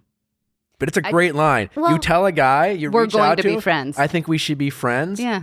Without having any idea like what your like situation is. That's so great. It's not strategic. I think she genuinely meant just it. wanted a friend. Yeah. Really Nick's got like, along well. Oh, this is smart. Oh, so No, it's a great line. He was settled. He was ready to go. And then I will say this in talk about someone who's definite. This is a guy who then I broke up with twice. You broke up with him twice. He says break up. We went on like 3 dates, and then I was like, I can't do this. You're way too much. You said that. Yes. How was he too much? Was he sure? So sure and so intense from day About one. you and the relationship. And He would have So married hot. me that week. He's that guy. Whoa. He's like, yes. he's really good He's a looking. Luke P. Thank you. He Luke Peter. Okay, let's He not Luke- compare Ginger's funny, beautiful husband to Luke P. Oh, we will. But in and we probably intensity, should. I may, because How old is he at this point? He was 34. Yeah, 33. Okay. Yeah. Anyways. It was a lot. It was a lot, and I said I can't do this. I went and covered a hurricane, and when I came back, I was like, you know what? I saw him on TV, of course. Did he go away? Or did he No, he went away. He went away. He respected your boundaries. He did. Not very Luke P like. Also, I will say, okay, if I'm in, and he knows all this because he loves hearing about my exes. In fact, he's friends with a few. It's so crazy. This is a non-jealous man. He isn't, and that part was really attractive. That right there, I can tell you right. Yeah. Yep. He's not threatened. Not at all. It's a very great quality. The guy I dated right before him, before the bad guy, within the bad Keep track. within the bad guy, I'll call it that, is like, no kidding, one of the top models, well, the top male model. I did a story on him mostly because I wanted to meet him. And then I think you're also my Does he soul like to twin. FaceTime? Can I throw it out here? what's it? I think you're also my soul twin. Yeah. Just so you know. Because I saw this guy on a Gap ad, and I'm like, male models never really like to speak to me. I had like a Nick connection, but a different one, like the real kind of connection. Like With the male model? Yes, through a poster. And I thought, I've got to meet this guy. So I told my executive producer, Oh, I love you. hey, Male models are the only industry where they, well, not porn too, but the one that we can talk about where men get paid less than women. They're misunderstood. They are. Objectified. Do you Poor know guys. this guy, his name is Sean O'Pry. He is, Okay, I'm looking him up. right now, he's in Taylor Swift's video, Blank pull him Space, up, in pull case him up, anybody pull just him wants to remember that. And Anyway, so we ended up going on some dating. Oh, I'm dating. proud of you, girl. And then my Dating. Story. husband knew that and then became friends with him. And now they slipped into each other's DMs and they're like texting each other all the time. We all had dinner. oh yeah, he's great. Oh, dang. Yeah, Oh, he actually looks a little like your husband. I know. And then they did a whole thing where they modeled with my son. It's gotten pretty. Oh, my Pretty God. tight. I That's want to be him. friends with them. I know. I Look feel at a those. connection. He is look a at that really profile. wonderful man. Okay. Christ, He really I'm is. sure he's a wonderful man. He was also considerably younger than me. good for you. So Does he like to FaceTime? Because if I FaceTime Sean right now, he'd be like, okay. We actually were texting because he was talking about how hot it was. Rochelle's of the opinion but like only actually models like to temperature. FaceTime. Oh, weather. Oh, he texts you weather stuff? He texted me some pictures his mom took of clouds because she loves me on TV. I love this, but he's now part of the family. He and is. That's so And nice. So I think, okay, so I knew my husband was he knows his way around words. He's very communicative. And he was so sure about me. I thought I need to be sure about him. And including Sean O'Pry in this. So the next time we were together, Sean O'Pry texted me and was like, hey, I think we should, whatever, because he had no idea. And I said, you know what? I met someone.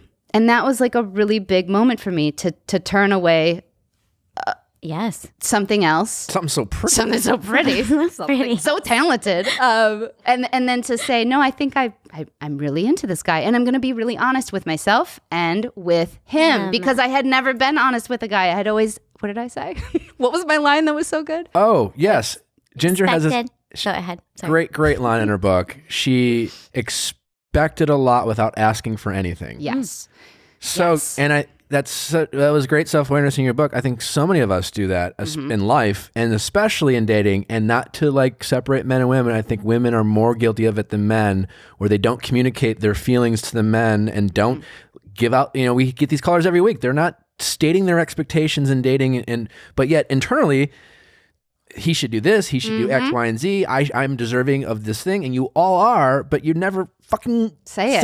Say it. We're Put it called out there. needy and we're called Listen, naggy. guys, but I also do not think that men are. I think human nature is to not be as honest because it's a scary thing to do. It creates hurt. It's it of course, but I don't think that's men or women do it more or less You don't than the think other. so? I really don't. I don't think that men are shouting out their feelings I think left, right, and center. Well, I think men aren't communicating their feelings as well, but I think men in general have no problem in life telling people what they want.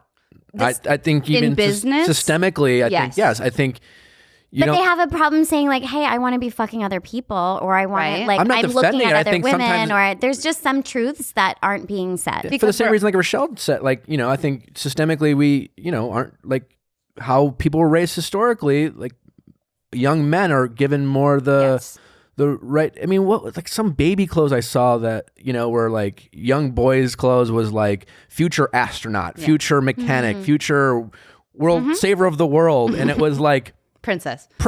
like just even that early boys have been told that they should go after what they want. So that's why I think I hear what you're are saying. better at that. And the consequence is different. So women are Yes. often afraid of the consequence because of things that we've experienced based on societal beliefs, whatever it is. So I fully agree. And I notice it obviously in business a lot, but in relationships too. I go back to my husband. This is what I admire about him is he is so sure. Like when he's offered a job and he knows he's not good for it, he says no. Wow. And I'm like, what? I'll do anything. I'm just like a whore of career too. But I'm also like, when you say he knows he's not good for it, like he's above it or he hasn't. He's not the right fit. he's not the right fit, or that doesn't like feed his creative soul, or he just knows himself so That's well, amazing. and but it's also very attractive that way, where it's Yeah. like, and so I've learned a lot from him that way. But I needed within our beginning of our relationship, I needed to, and it was the first guy who I was like, listen, either it's going to be I'm cheating on you or I'm going to go and figure myself out. So I'm going to tell you right now, I'm not ready. And and he respected that. And I respected him. And it was the most honest, and he knows all of it. And I love it. You know, I love He's it. so I love it. confident. I love it. yeah, it is. It's How did he know? What does he tell you? How he knew so quickly it was you? my triceps, he always says. Seriously. I love it. And my Do you think that's an honest statement, or Come he was on. just more like he was "Doesn't just matter"? the first thing he saw is like, I like lamp, you know, it's like one of those. But no, he knew from our walk across the park. He just had this feeling and kind of he knows himself so well that he had ended relationships. I'm his first girlfriend, really. I mean, he had lived with people, but within like dating them for the first time, he had 3 to 4 month relationships tops. I'm the 7-year girl. I'm the one that holds on forever and then gets a couple others sprinkled in there and then holds on another one for 5 years. And like, it doesn't add up because it shouldn't. Will he come on the show? Yeah. You should learn from him. He is so different than most people. Wow. And yeah. It's Wonderful. very cool. And now you're married. And I needed that, but I needed boundaries too, because nobody had ever given me the expectation. I had never given them the respect they deserved because I just didn't. And I didn't respect myself. So how can you respect someone else's boundaries and rules of engagement if you are that way? I don't know. I wasn't sure about myself. He really set it out from day one. He's like, listen, this is it. I'm in love with you. Here's what's going to happen. And I was like, get me out of here. Took me to his childhood home. I was like, holy shit, calm down, dude. I love that, but it's a risk on his part because especially I think nowadays too, I think that kind of like messaging, it almost sounds old fashioned and almost now it's like, you know, like, ooh, he likes me. No, that was it. And I needed to get over myself, like, because it can be that way. And then once I did, and I finally, so after January, it was January, and I finally said to myself, how about you let yourself be loved? How about you just give this guy a real shot? Like, don't be all, you know, not texting him back and do. And it wasn't even a game. I wasn't playing a game. It's just how I'd been trained. Sure. I wasn't sure. Why don't you just let it roll over you? And then I did, and I was like, whoa. Wow. This feels good. This is right.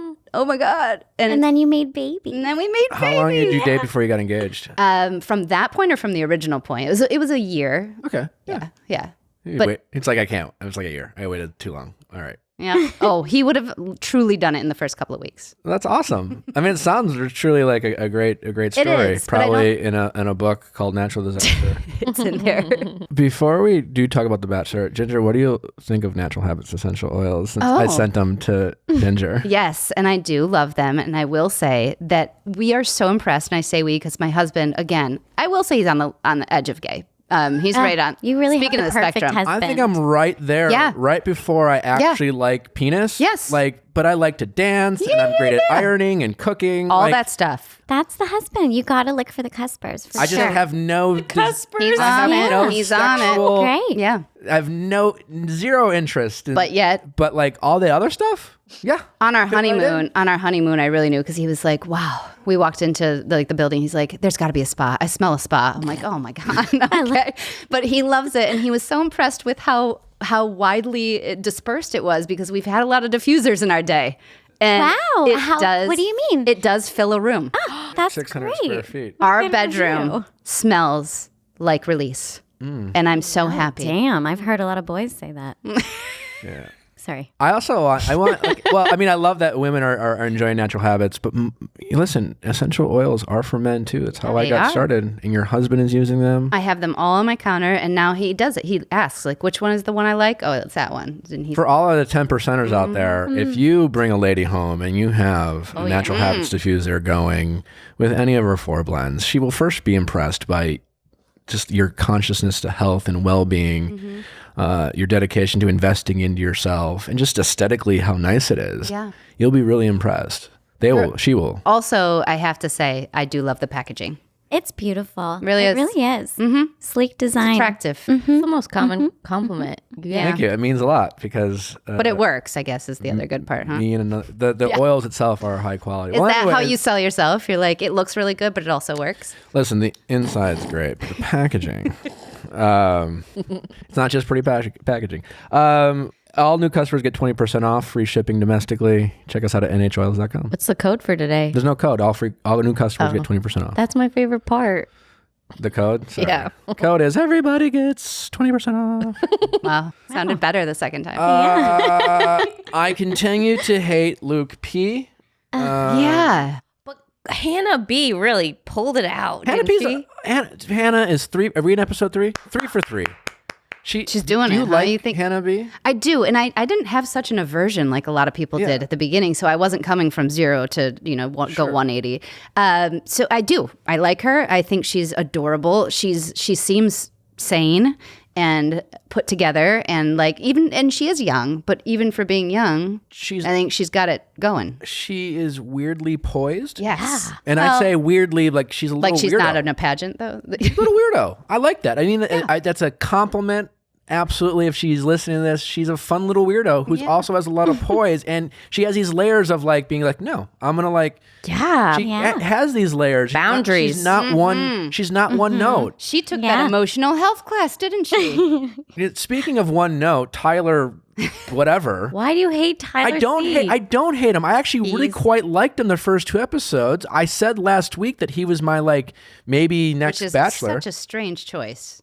I just he's good looking and he seemed chill, and in half the battle of being the Bachelor is good looking and chill. work. Ginger, you don't As a got the Bachelor. thirst. You don't got the Tyler C thirst. I don't have the thirst. I do see the Luke Perry connection, and He's so good looking. He's really good looking. I feel like he's kind of like what Luke Perry was before they chose him for 90210. I think that's a construction very worker, very spot on. hot, and he maybe didn't have, but you love him because you gotta love him. Every beat Yeah. he was in, every scene, it was just touch my butt. I'm flexing. He was you didn't literally like that touch the butt thing? The flex. if that's all he did, that would have been charming. But it was He goes, every "Behave, time he girl." was on, he would lead with this. Behave. That was the opposite of BDE. To me, that's it was too much. It wasn't mixing it in. It was there was nothing else. It was just. Do you think he's used that line before? I'm on candy and I taste good Yes. That tastes good too. And you imagine the editing only could have made him look, this was probably better. There was probably more. He's probably throwing it all out there. He's like, here it is. Yeah. Here's a bunch of cement from my construction Right. site. I'm just going to see where it dries. I mean, he's getting a good edit. He's getting a good edit. They're not trying to make him look bad. It's just all he's showing, and it was just kind of come on, man. I was rooting for him, kind of thing, Really? What's he supposed to talk about? Science? Ask her a question, see what she's all about. Stop telling her what he, I don't know. There's a lot of that in this episode. He certainly does know what he is. He knows that he's the arm candy, and he fesses up to it. We can say that. The other two people that don't know maybe who they are Luke P. and Cam. Yeah. And to me, I think these are two, not necessarily them as individuals, but talking about out there in the dating world and guys we should avoid. They're dangerous men. Yes. I think. Okay, I disagree. You do. You don't think that they're dangerous? Oh no, not this again. What? I won't get off it that I think Cam, I would be worried. I think that Cam, everybody, I don't know. That one, I'm all my alarms going off. And I made a very strong point to you about this, Nick, because Luke P. genuinely believes that he's in love. He really, really does. He does. I believe I see what you're saying, but it's not about it. It's not really. He believes that, but this has only to he do thinks with the fact he owns it because Yes. he's in love with it. Yes, Yes. he does. These are but that can be And I'm taught. going to squeeze you so hard. Yes, and I'm going to squeeze you so hard. And you said that you love me, but she is showing him affection. So he has grounds to sort of believe that, even if it's delusional and he's taking it too far. I'm looking at This a is boy the only who's never been in love before. Yeah, but this is the only fine. But He's done this before. No way. I think you're both. Listen, he has never been in love, and he is what he hasn't have this. What's never happened to Luke P before, and this is different. And he's never had to fight for a girl. He's always gotten what he's want. He's an entitled little boy, and now he's finally in a situation where he has real competition, and there's a girl who he's into, and she's into him, but he doesn't have instant gratification, which I have no doubt he is used to. Here's some specific quotes from Luke from this week's episode. If she told me to leave, I'd say, nah, it's all right. I would just cuddle in bed with her. Yes, we don't even need to talk. Second quote was, Leave the room. Whatever. He wasn't going to leave. Second quote is, I'm going to do push-ups and you're going to smile on my back. Just do you. He just keeps telling her how it's going to be. He's never asking her anything. Second quote from Luke. You can take my arm. Oh, this was real subtle. When Hannah said, hey, Luke, can I come talk to you? He's like, great. And it was you didn't even see him. It was under his breath. He just goes to Hannah, you can take my arm or you can take my hand. And it was right in front of the other guys. He's literally telling her again, touch me or giving her direction. Yes, because he's desperate and he doesn't know how to handle his feelings. Make it okay. Let me finish. He also said, here I am letting other guys develop a stronger connection with you. He's letting you, excuse me? You're welcome. I don't see her. And then Hannah tells Luke what she's feeling. She's saying, like, listen, hey, I like you, but like, you need to do better. I don't see her seeing me that way. It doesn't make sense to me. I'm going to act like that conversation never happened. Hannah says to Luke, I want to call my own shots. Luke goes, what did you say? He said that? Yes. Like, these are all little things. My point is, I understand that Luke is like out of his element and he probably thinks he's in love. But I think that type of guy out there and I said this to Shug, and if all these guys on a Friday night walked into a bar, Luke's the guy she's going home with. Yeah. Like he's winning right now in terms of that instant gratification, right? So let's assume in the real world, Hannah and Luke P start dating. He's not competing. This is the type of guy who, like, I think you talk about bad guys who are like, he talks down to women constantly. He is constantly lecturing her. Everything she says, he dismisses, and he keeps telling her what makes him happy. She tried to express himself, and all he said was, oh, what was the last thing he said? I just think he can be saved. Hannah, Hannah said, I need you to fix this. I like you. And he said, instead of being like, yeah, you know what, you're right, I can do this, he said, I would be robbed if you didn't communicate that with me. Again, it's just all about him and what he's feeling. No, that's bad. I know. There's a psychological term. Anyone who's dated a narcissist knows it's called love bombing. And they get it in the beginning so that they can control you. And then all of a sudden they act terrible to you. And you're like so confused because they were so loving to you at the beginning. It's a term, and a lot of us have experienced it. Yeah, Okay, but it's the dangerous everyone, type of guy. Do we not think that this is somebody? Of course, it's all of his, it's what he was raised this way, or he's, never had to fight for anything, and all of these different things. Yes, but he's a little baby boy, sure, and he's just a little child, and I think that he can be taught otherwise, Maybe. and he needs people to be honest with him, and he needs to, come on the show and for us to like save his life. But Maybe they have 8 weeks, we got to get it done. Right? Maybe this experience will help, I'm sure. But what do you think, Ginger? Like, don't you think have you dated a Luke P?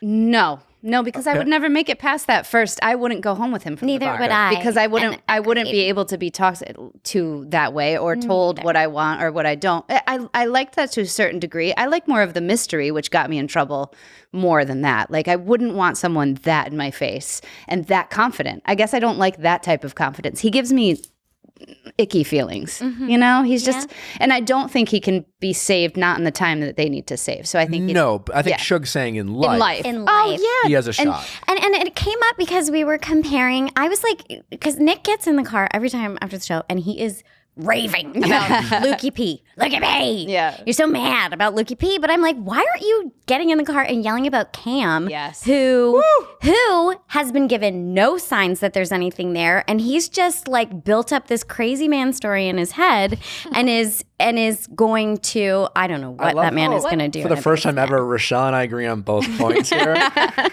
I think Cam maybe was not very attractive growing up. Maybe slightly overweight or a bad he was like, maybe, but that doesn't make you crazy eyed. It doesn't. He's got some real confused. When he set her down and was going to tell her, what did you think he was going to tell her? Like, what was your mind doing? He's totally delusional. Are we talking about the my puppy? I had to give my puppy away. My grandmother was dying, and I'm missing a leg. I didn't think. I was like, is he going to show her prosthetic? I know. And then that wasn't. Do you think he's case. a liar? No. I think he's sick. Yes, I do. Yeah, I think that he could be a liar. I just think he's a dweeb, honestly. Oh, guys, I think we should put him on a list. Yes. Not a list. Watch that one. But here's why He's harmless. Here's why I think the Luke P's of the world are more dangerous than the Cams of the world. Yep. Because while you guys might not be in the Luke P's, he's obviously traditionally handsome, and as we all heard from Luke P, he's not my type. I'm just saying that let's not say that I wouldn't fuck him, but like other girls would, right? Like, okay, right? That one. Hi. Peter's very. Pete can have it all day. Pete is great. That kiss. But don't you think Don't you think there's a lot of women and girls who will fall for the Luke P act, and because Cameron's just weird. Most girls are just like, Yeah. ugh, just get away from me. Like, he's not gonna charm anyone into like this like 5-year verbally like diminishing them and be the guy you can never get over because he's constantly belittling you. Like Cam, it's just like, oh my god, I met this guy and he was nice for 5 fucking minutes because he rapped, and then it just all downhill from here. And then you get a restraining order, and he's wearing khaki pants and a white and a red tie. The whole outfit was like the sailor, the blue and the khaki was really, that alone told me you gotta go. His whole wardrobe's a mess. Like it's not working. Last week he's wearing jeans and a tucked up shirt. Then he's on a group date with a suit and a hoodie with tennis shoes. Do you think that they want to make sure that everybody understands they don't give them a wardrobe? And they were like, sure, that looks good. No, I mean, yes. Like, I didn't get, like, I love how Luke was, I mean, Cam, he was just like, I'm going to have to tell Hannah the story, and she might send me home. For what? Because you, like, almost, he's like. That's what I'm saying. What was he going to tell her? I almost had my leg amputated. Like, well, you know what, Hannah? I had strep throat once. I know. You know, and I had this flu. And that's where the delusion came, though. No, he's totally delusional. What I'm saying, I'm not defending Cam. Whether he's a nerd or not, he's harmless because everyone's going to be, he's going to eat her hair because he saved it. I guarantee you. No. He's taken her hair and he took it from her brush, and now he has a He didn't even care about her. He just wanted to be on TV. He's Ted Bundy. No, he's not Ted Bundy. He's Jeffrey Dahmer. Like, he's not going to like charm you. What? Well, if we're comparing him to some psycho, he's like, he's going to go through my crime memory right now. He's not a threat. He's not that much. I think the Luke P's of the world are way more dangerous because they'll be a part of your book. Like he's gonna fuck you up and belittle you and make you insecure and constantly make you feel like you're doing something wrong because he loves you so much. But he genuinely, no matter what, it doesn't make it right, but it's based in love, so it can be turned into the good kind. Sure. Well, I'm sure Luke P wouldn't. I don't know if I want Luke P on the show. Maybe. When you said little boy, and I will say when I was watching this episode, and maybe this is me just getting older and have watched a lot of Bachelor and Bachelorette,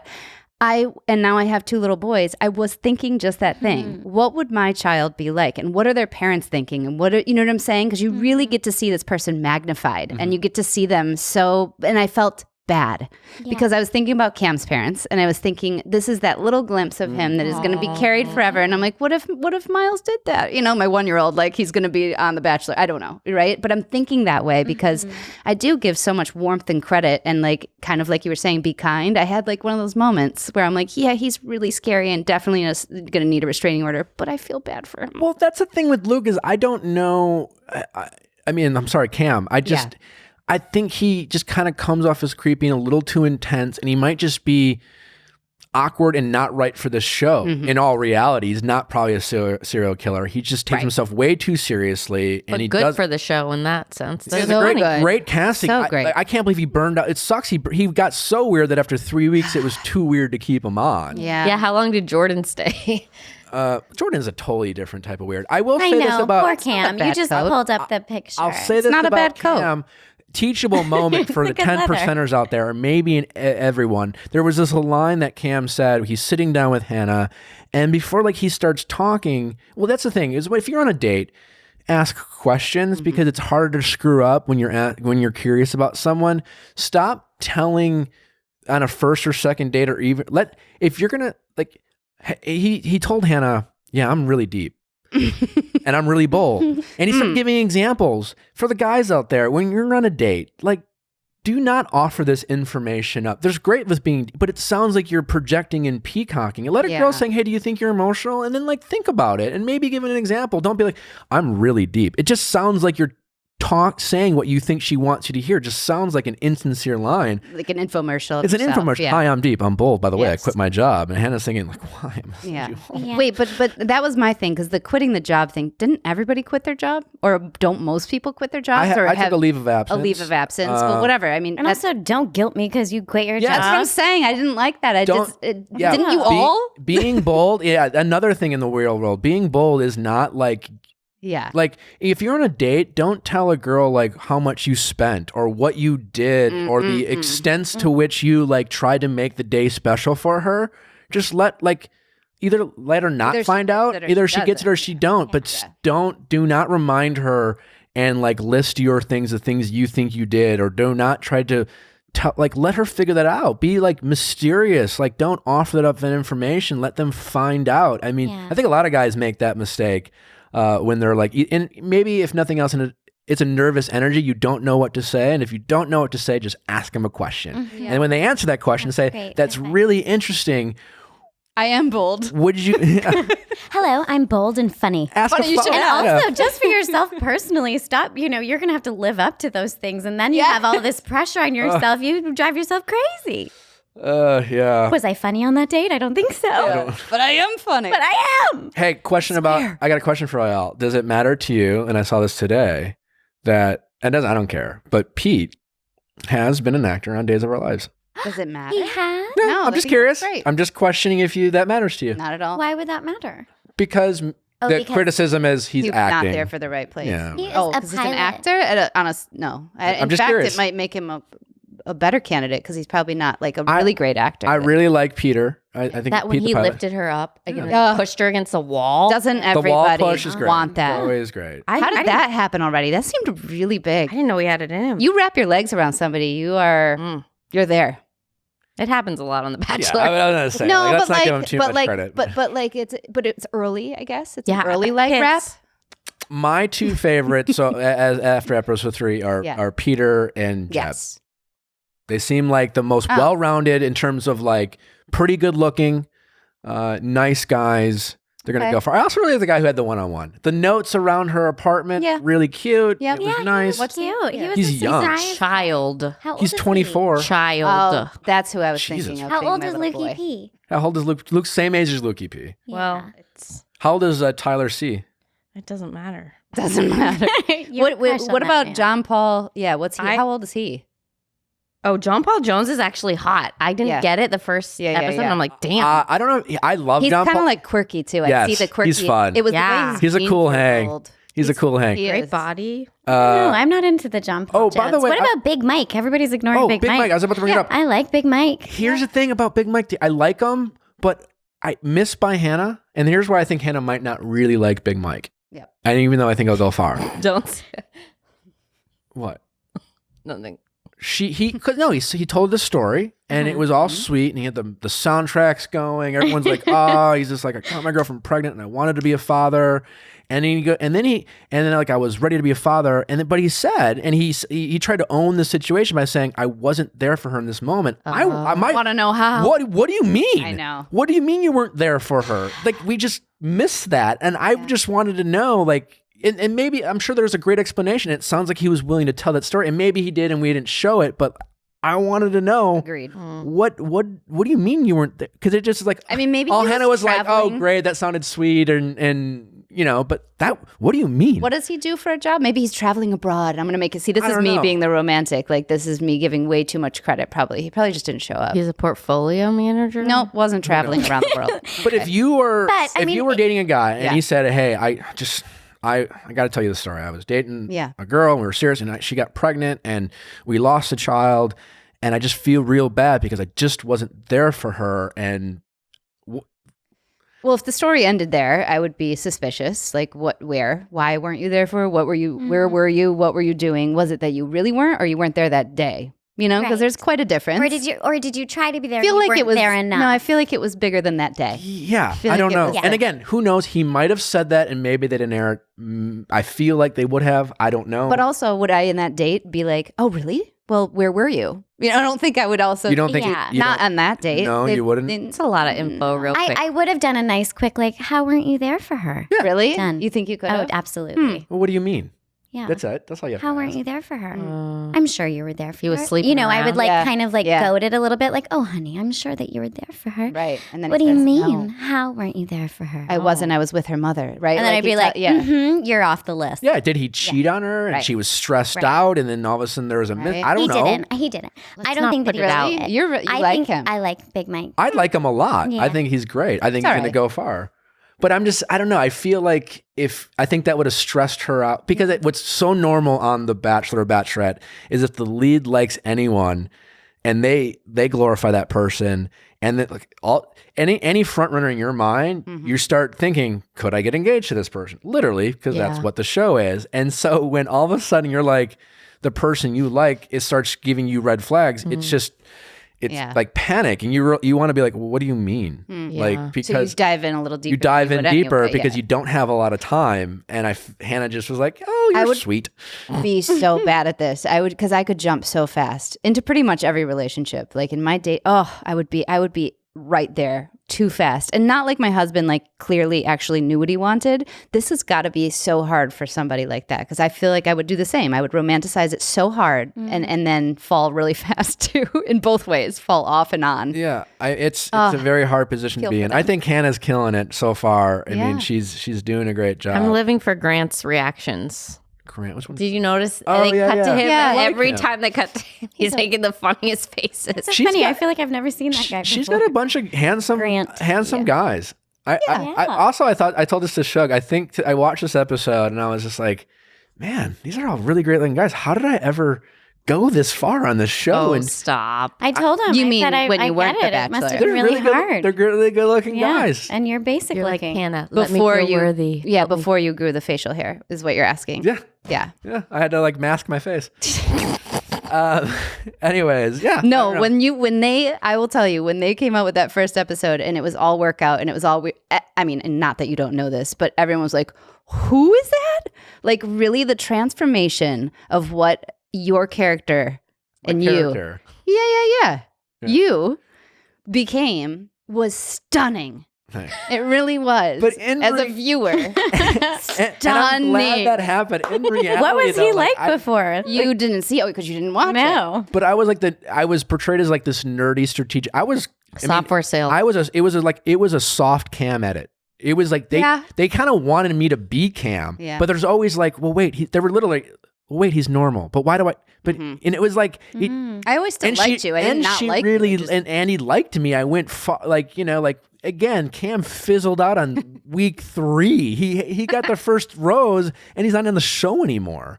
But yeah, it was similar to that. And then like, I didn't take call that a glow up is what you had. I didn't take my shirt off at all. Yeah. So like, you got to keep glowing up. I had a You never took your shirt off that season? Not really.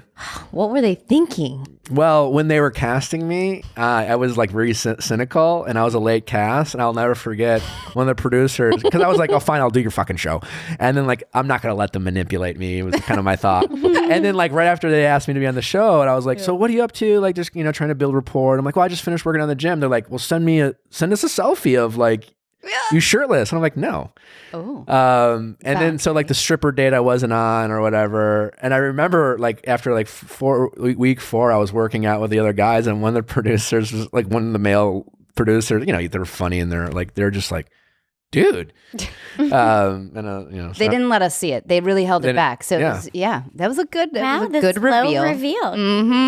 So, anyways, that was enough Bachelor. Do you want to help us? Hold on. Before we move on, I would like Natalie's note. I know we just freaking my sister. Okay.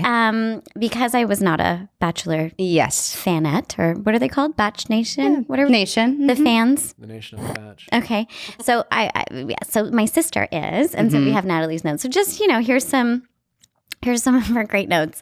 Who throws chicken nuggets off buildings? And how long did he have those things in his pocket? Yeah. McDonald's must be loving it. Very true. Here's what she says about Hannah. I am really impressed with how Hannah handles these men when she's unhappy or wondering about something. You got to stick up for yourself and show guys how you want to be treated. Luke seems stunned about it, and I don't think he really gets it. He seems to want a possession more than a wife. Yeah, there it is. Yeah. Natalie sounds like she's been watching. And I wonder, can I just ask one question about the episode? It's the very opening scene. Why are they running? Why are they running? They're always running. No. This was uniquely aggressive. If you've seen, thank you, Jen. Yes, I thought that too. I was like, because I was watching it on my phone and getting my nails done, so I didn't have like a notebook to write in to like question. But I'm glad I just remembered that, because it was the oddest beginning, and it was just the timing and the sprint. It was a full on. They always do that before group dates. No. No. This was like a race. Did they tell them, hey, whoever gets there first get something. That's what it felt like. Yes, because usually there's like this slow walk, and then there's like one guy who like sprints ahead to get the first hug. This was literally a stampede of a bunch of horny men just rah! So weird. It was really... And that pain thing seemed almost illegal. That was great. Oh, by the way, shout out to Jenny Mullen and the guy from American Pie. Jason Biggs. No, I just love how they call them that. Yeah. No, friends of their dear friends, and so I thought they did great. Jenny, I texted her and she told me how they took out all their funny jokes. Yeah. They were great. They were great. It was a nice surprise. My husband's done that thing, the pain thing on his show. Has he? Yep. Definitely agrees. It is ridiculously hard. Oh, well, my sister in Natalie's note says every man should do a childbirth and women's anatomy course. 12 exclamation points. High school mandatory course. A high school. Yes. So you understand what I'm saying. Is that like? Is that that's the third course we need? Yeah. Is that a like birth control kind of thing? Yeah. I think it's just like, hey, you should understand what we're going through after all of these many thousands of decades of you guys not wanting to. I've never doubted it. I'm sure it hurts. Good to know. Yeah. Like, I don't need to feel good. it. You held it over there. I believe it you. hurt. Yeah. I bet it's excruciating. I've heard what happens. I can only imagine it must really hurt. Would you do it if we could arrange it? No. You just, whoa. I would do it if I, like, in that show, I would have totally done it. But, like, would I just randomly do it just to be like, yep, that sucks? Yes, it does. That's like saying, hey, this tastes like shit, try it. Or this smells really bad, smell it. Well, Okay, but it creates a deeper empathy for what they're going through. I bet it's terrible. A real understanding. If my girlfriend, wife, fiance, someone else, a committed relationship who was pregnant, just asked me to do it just so we could connect better, without question. Well, I would absolutely do it. all right. Would I do it for this podcast? No. Absolutely not. Okay. What would trying you to keep do? What's blowing you your up. like thing that you still haven't done that you would? For the show? Yeah. I mean, No, I I'm mean in sorry. life. Let's I go would in do life. anything for the show. Okay. Oh, sure. No. But like, why What a quick would turn. that matter? Would that? No, I just think it would be a very nice thing for a man to do in general. I think that all men should do it, and why not? Fine. You'll do it? Great. Great. Done. Great. What would I don't know. What haven't I done? Yeah. What haven't you done? What's your thing? What do you have to do? Because you're always growing. You're like me. You always want more. You want to see more. You want to do more. What is that thing? In life? If you're fully honest with yourself. Yeah. Listen, now I'm just taking on the interview. What I would told this to Shook. I think obviously, like what I'm doing now, I do more of it. I want to build natural habits. I'm proud of it. I want to grow it to, well, it is a real company, but I want it to grow it as a brand outside of myself. Okay. I'm very proud of the fact that, fans are supporting natural habits and liking when they're buying it. But that's quite honestly a lot of the traction that I'm getting and the support. And I want to grow that out as a brand and a business outside of Nick. And so when people start recognizing natural habits, it's a brand that they talk about, and most people won't think of it as Nick from The Bachelor.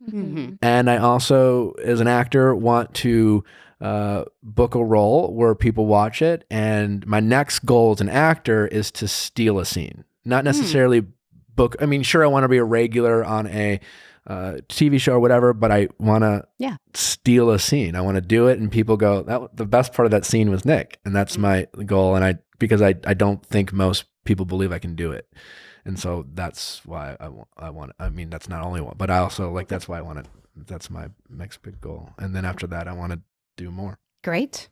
Okay. Great question. Glad I got that in there. Yeah. What? No, I always end up, I have so many questions. And what about you? What's your what am I doing next? thing? Oh my gosh. So I'm going to see Bob Iger this week. So I always end up, I wrote a trilogy for tweens, for like kids, science.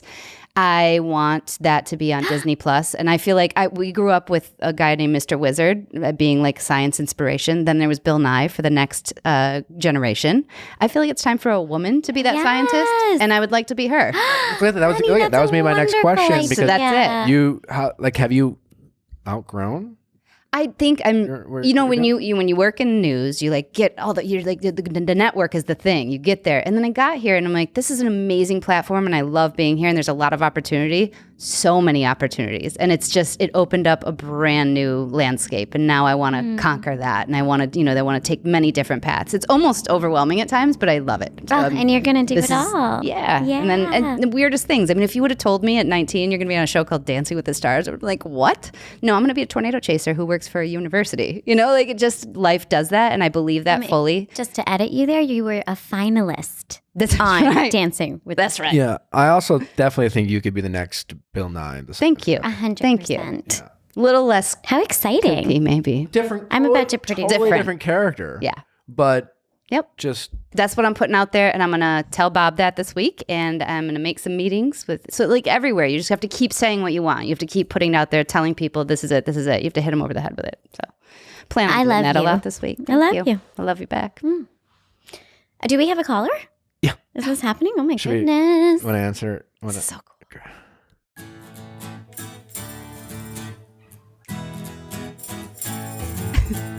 Question time with Nick. Let's ask Nick your sexy questions. My name's Anik. Oh, what a lovely name. Mm-hmm. Well, this is Ginger. Hi, Anik. Hi. And I'm Nick. How can we help you?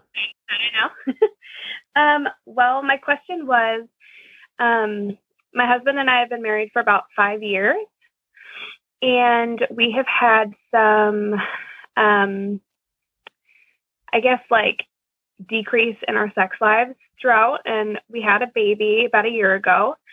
And in the beginning, I always kind of had more of a sex drive than he did anyway. And I guess I'm not really shy about initiating and things like that, but I was just wondering, from a man's perspective, what are some ways to help give him confidence? Very well thought out Very question, well thought out question. And very great self-awareness. And I would say Beautiful. I feel very connected. My husband and I will be married 5 years this June, so really soon here. And it is so natural, all of those feelings that you're having. I tell myself that all the time so I can remind myself, because it's not going to be the same ever, right? And so but also, and I don't know how you feel, but I feel like I changed my initiation, because I was always on the hunt. We were just talking about this. When you're hunting for something, you're active, right? You're on the move, you're looking, and you're always kind of putting yourself there. Even if you feel like you're still okay at initiating, I think that having that feeling, but obviously directed at him, that would be is just giving him that attention. I have 2 little babies too, a 1-year-old and a 3-year-old. And that alone, you're exhausted by the end of the day. I think give yourself some grace and just say, I've told myself, and we both him and I talk about this all the time, this is probably the lowest point, we hope, for our sex lives. And it's only going to get better from here, right? It can't get worse than what it feels like in those moments, because your body feels terrible, and you're still morphing. You're within a year. I mean, your whole body still changes up to a year, everything. And that includes your hormones and your emotions. So the way you're feeling, you're probably giving yourself a way harder time just communicating that with him, saying, and then I think that in itself, that vulnerability is so attractive. That's where we've had some of our best moments. And to be honest, we just had to get away. We've only done it once. And it's a lot easier to have sex when you're alone. And when you're, you know what I'm saying? Because when there are 2 children and a nanny and you're in and out of the house, and we both travel a lot, and there's a lot of excuses to be made, but they're real excuses. They're physically makes it difficult. So you actually have to, it's not like the scheduling thing, that's not it, but you have to give yourself that moment. So maybe if there's any opportunity, even if it's within your home, just giving yourself that half a day where nobody's around, the baby's with somebody else. I think that is what we've found a little bit of success in. But I would still say we're at a point where we just look at each other and I'll say it, last night where I was like, and he's like, I'm exhausted. We can't, we gotta go to bed. I gotta wake up. Okay, bye. And then just know that it won't be like that forever. Yeah, I mean, I agree with all that. I'm glad you jumped in, because I know you asked for a man's perspective, but I think Ginger can relate to this situation a lot more than I can. And she's had these conversations with her husband. But I mean, again, the only thing I would add to that too is, and we've talked about this on other shows, I think, men, we all have our egos, and feel like we're supposed to be these kind of, I don't know, macho with a sexual prowess. And then if we ever feel like we're not in the mood, I think the worst thing our partners could do to us is make us feel bad about that. And kind of emasculate us in terms of like what's wrong with us, because that will only bring up things like resentment and, you know, self-doubt, and they'll get in their heads too. So not that you're doing that, try not to do that. And I think with what Ginger said too is, you know, we always talk communication, you know, you got to find a safe place and a safe time to still express yourself to him, ask questions. And that can be challenging and complicated, because how do you bring that up? Definitely don't bring it up when you want to have sex or right after have sex. Don't bring it up in a very non-sexual place. We're just like, you know, like, hey, I mean, is it maybe because like Sugar was talking about, like, you're just try to relate to him. Or, I know you're tired, and I'm like, listen, I get it. Like, but like, I think you're hot, and I just need more of that dick. Kind of thing. You know, honestly though, like, kind of compliment him, like make him like, you know. It's hard too, because I will say, and I don't know if this happens to you, but ours always teeters on humor. And then when it crosses over to humor, it's like, we're just best friends that are laughing with each other. And it's like, that's not that sexy. Exactly. And my husband makes everything pretty funny. So it's like, it's very difficult to get around that and navigate that when you get to that place, especially as you've been cleaning. And then people say this, but really you've been cleaning up vomit or whatever it is through the day, and you're in that is not sexy. It's inherently not sexy to feel that way.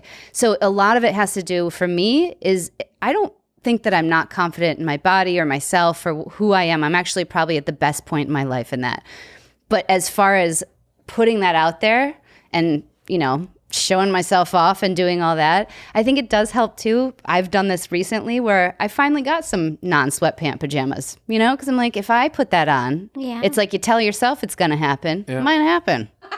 Totally. And I'm not wearing lingerie. I'm not doing anything too crazy. I'm just wearing, like, you know, some things that are not super slouchy and look like my mom paints in them, you know, I think good stuff. all those little things, but like, specifically to him, like, just make him feel like you desire him. Because I think just as much as I think women like to feel desired, I think men, anytime I'm in a relationship and I'm with someone who compliments me, and I think in general this happens in a relationship, you get used to like not, well, like, well, of course, you know, I think you're beautiful, babe. Well, you don't need me to. No, I think we all like to hear it from time to time. And I think men also like to hear it too. You look hot today. You look, and there hasn't been a time when I've been in a relationship where it really didn't make me feel good about myself for my partner to really point something out that they appreciated about me. And I think that's a turn on for anyone. So maybe try to do that. Or if it's hard in person, because I think it's harder in person, I sometimes text it, even to my husband. Sure, yeah. Because I think that's easier to start the conversation. Yeah, sext him. Yeah, I felt that's easier. Yeah. Maybe a little sex. He's at work and be like, hey, I'm just send him a picture of his own dick. What? Yeah. Like, I've been looking at this dick, and I can't wait for it to get home. This is mine. I own this dick. I can write this for you if you need help. You can't see me. I'm Shug. I'm a small person in a corner right now. I don't think men mind being objectified that way. I think we're kind of weirdly into it. So go nuts. Yeah. Those are maybe some. On my way back, and now I'm going to do this. You really should. Don't know where I'm going to find that picture, but I'm going to. If you can't find the picture, just describe it. Nick, give her a picture. And you know what I might? Maybe I'm going to do it to his DM. You know what I'm saying? Yeah. Maybe I'll slip into my husband's DM. Cute. Ooh, that's hot. Yeah. That's hot. Sliding over here. Anika, have you guys talked about this stuff? Has he said out loud, like, I'm not feeling sexual lately? Have you had a narrative about it? A little bit. We had like problems getting pregnant, and so that really put like a really bad strain on our sex life for a while. But since we had the baby and we got pregnant, like, it did get quite a bit better because the pressure was off. But I just feel like, you know, he's had like some really, really tough relationships in the past where, you know, women have really degraded him and like talked down to him. And it's just done a lot on his confidence. And I really want to help him, you know, feel more confident and more masculine. Hit on him. So, hit on him all the time. Yeah. Right. I mean, I know it's easier said. I think that's easier. It's easier said than done for sure. I'm just but if you can, and again, texting, write him a note. I don't know, just or like find a picture of him. You know, like find those moments. Find those moments. You know? And just get away. I'm telling you, get away. Like people say, oh, we went away and then we made another baby, whatever it was. But that's why, because you can have sex multiple times a day if you wanted to. Catch up, you know? It's like sleep. It can be very simple. My parents growing up, and even now, they're freaks. And no, but they have Fridays. They have date night Fridays, and they do it to this day. They're retired. They're out of the house. Do and you when know we they were have kids, sex on Fridays? They do. Oh. We can't. I don't call them on Friday. You don't. You just don't telephone call them on a Friday. Nice. But they, Your dad you know, calls, we didn't answers have. the phone. He's sweating. Hey, Shug. Don't. Winston. His name is Winston, and I feel like he would. It would be upsetting. But what they would do, because we didn't have any money growing up, they would do simple things like go to.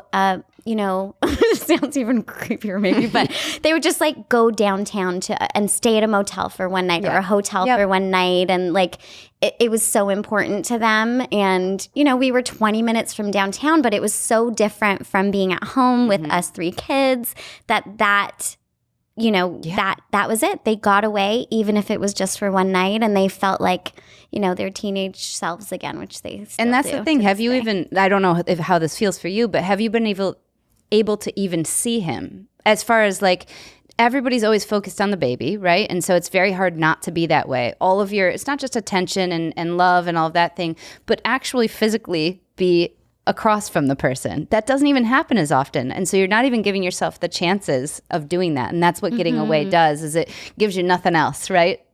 And the best type of boredom, because you're in each other's face. And I think that's so important. And then you put it in each other's face. Yeah.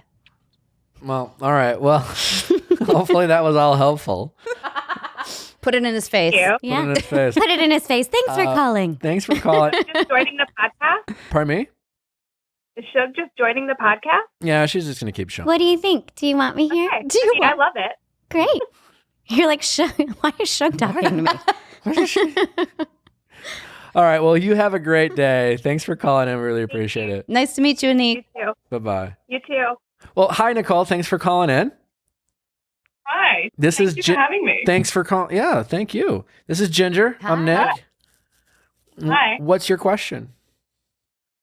So my question is, and I guess based on from what I've heard from you, Nick, you seem to be really open about your dating history, but you also seem to be quite over-analytical and quite skeptical. So I thought this question might sort of suit you from a personality point of view. Ooh. So I feel like the whole culture of dating assumes that, you know, with enough exposure and practice, experience and history, that you eventually lead to finding the one, if that's, you know, the partner of your children or your soulmate or the person who understands you the best. But I suppose if at any point you ever have to admit that, you know, maybe you're not going to find that person, and that's okay. And it's not necessarily a sign of giving up, but it's just being realistic. And I feel like in the past, people sort of acknowledge that more. And you would have like different relationships which reflected different things. And I think even thinking about your friendships, you know, I mean, there are people that you go to for comedic relief or for deep and meaningful conversations or for, you know, intellectually robust conversations. So how then could you expect to find that in one person? All right, so are you asking specifically for me, or are you relating it to this kind of yourself or everyone else, or are you just naturally? I definitely am. And I was thinking about you specifically because you've been so open with your dating history to date, you know, with your experience on the Bachelor franchise. Sure. I feel like as a self-confessed analytical person, you still seem so open to finding love. And I think that's great. So even for you, like, how do you reconcile that? But in general, I constantly, if I'm in my head at times, there's certainly are moments where I will often wonder, should I just give up and pick someone, kind of thing. I think I've mentioned, should I just like say fuck Lucky it? lady.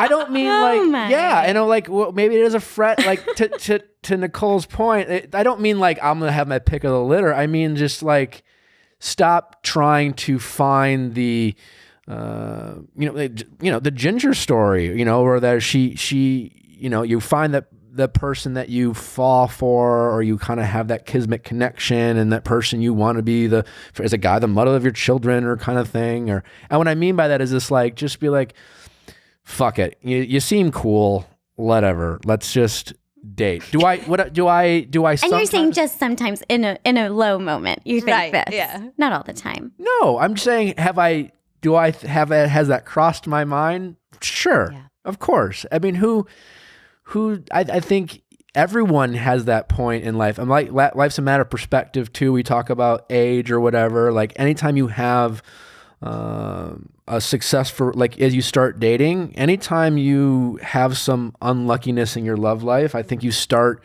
doubting if you'll ever find it or you'll have what you want. I mean, the answer, yes, I question it all the time. How do I keep going, in a sense? Like, because kind of like when Ginger and I were talking about, I've always gonna bet on myself, in a sense of, like, I remember I've really struggled a lot of it. Again, we talked about, like, a lot of who I am today, or my perspective in dating life, came from my own mistakes in relationship at an early age. And I had 3 serious relationships. I was a serial monogamous in my 20s, and a lot of heartbreak, and I caused a lot of heartbreak and all these things. And I remember my parents telling me, trying to give me perspective, and that I was young. And then as I got older and I had some perspective, finally it kind of shifted, where my mom was like, Nick, you really shouldn't, you kind of like feeling the doubt from my mom.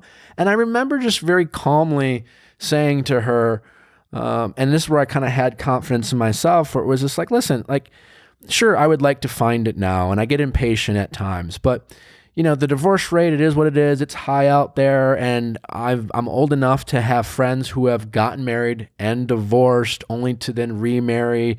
And so, like, I see that, and I just simply said, listen, I would rather find my person 10 years from now, and maybe at that point in my life have a 30-year happy marriage, and hopefully I'm still young enough to have kids, then rush into it and get divorced in 6 years. I'd rather be 45 if that's what it takes. I don't want to wait that long, but, like, I'm not going to, like, ever get so impatient that I do just quit and I guess it also comes with perspective. Like, I'm always trying to figure out what that looks like for me. So I don't know. I try not to glorify it, and I just try to be patient. And I ultimately, every time I get impatient, I remind myself of that, is that, like, everyone's path is different. And when I hopefully find what I'm looking for, I will hopefully have years of happiness in front of me.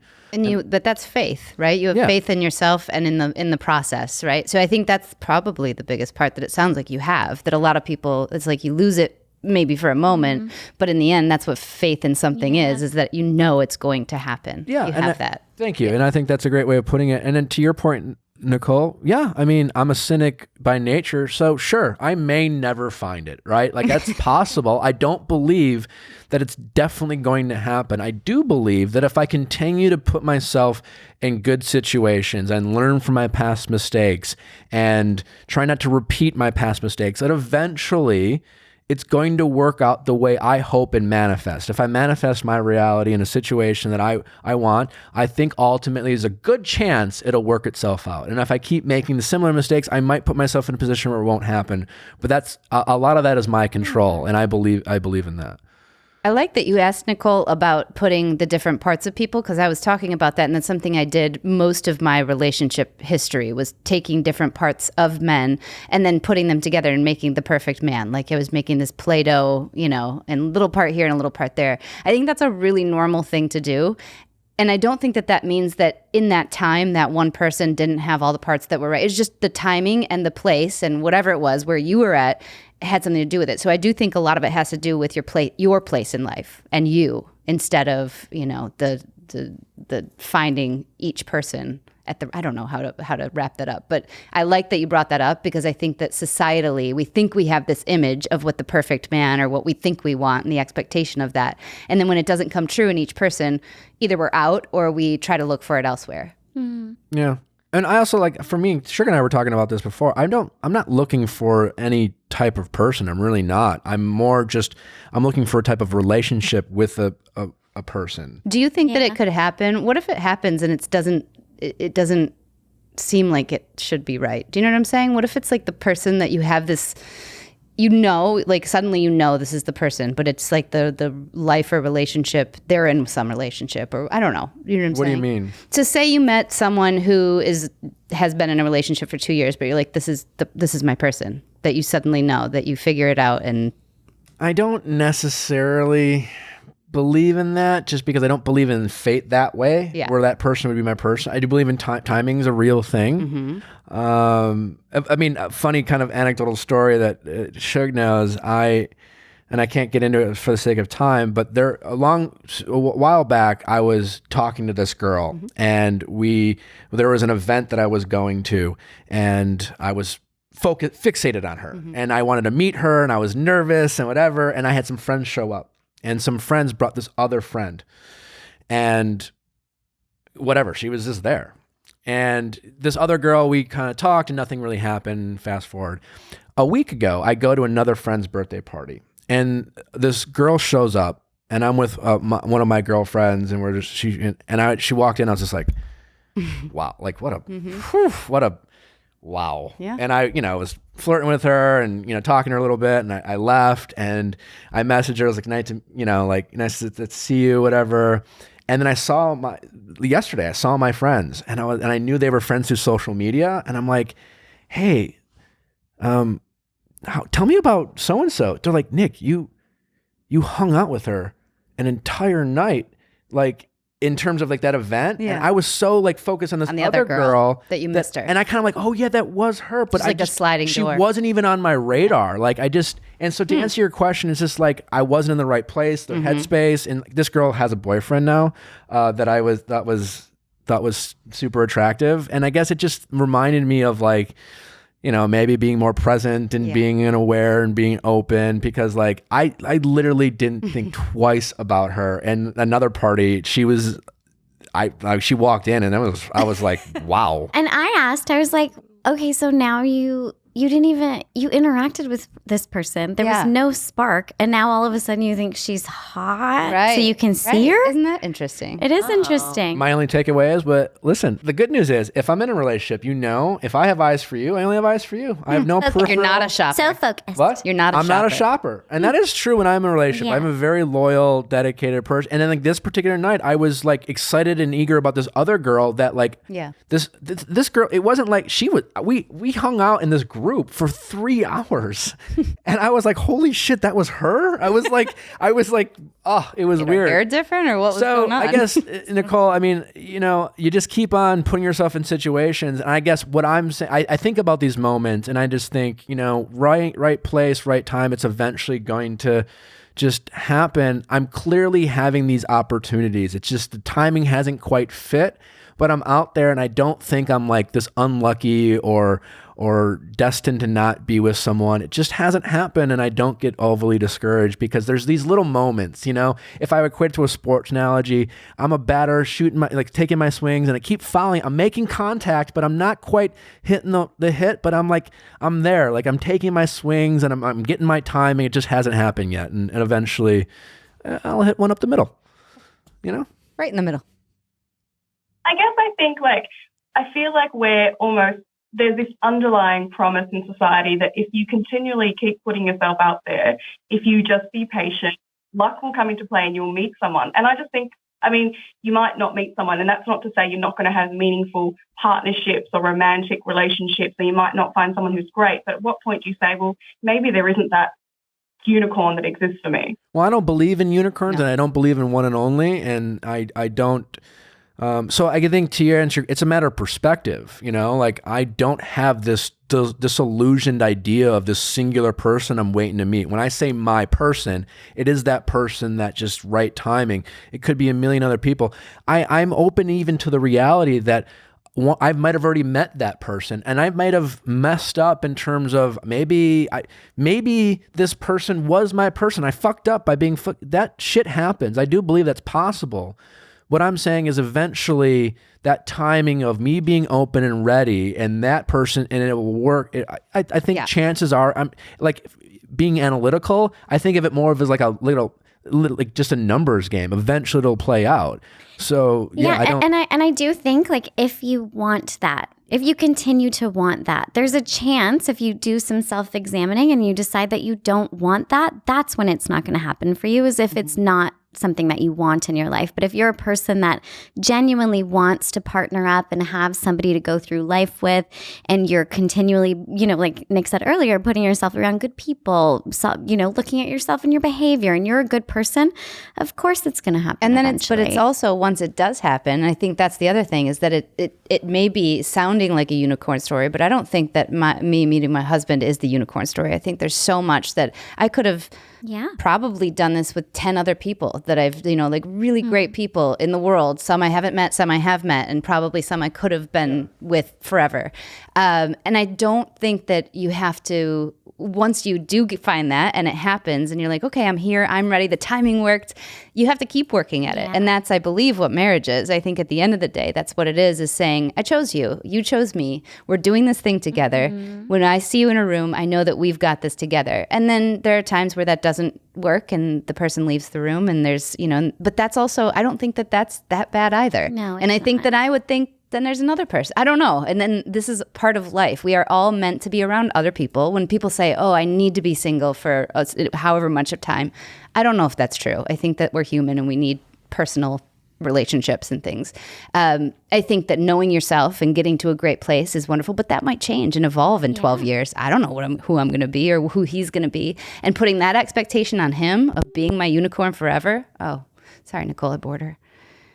I think that's hard. Oh, our battery died. Oh, we hung up on our caller, but I think she got the point. I think You're going to be fine, Nicole. Nicole, we're sorry our battery died. And I also have to stop. I'm thinking, I don't want to keep trying to find another unicorn.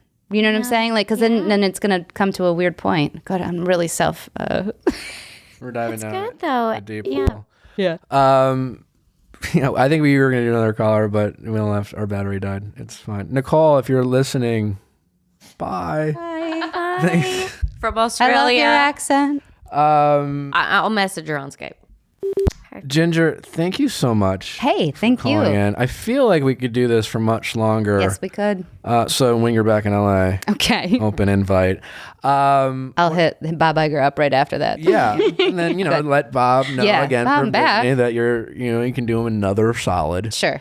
by interviewing. I feel like our takeaway of this episode is, there's a difference between taking risks and being adventurous, but I don't know, not everyone, if we're similar, right? We have some fine, and maybe it's ingrained in us to be the risk takers that we are.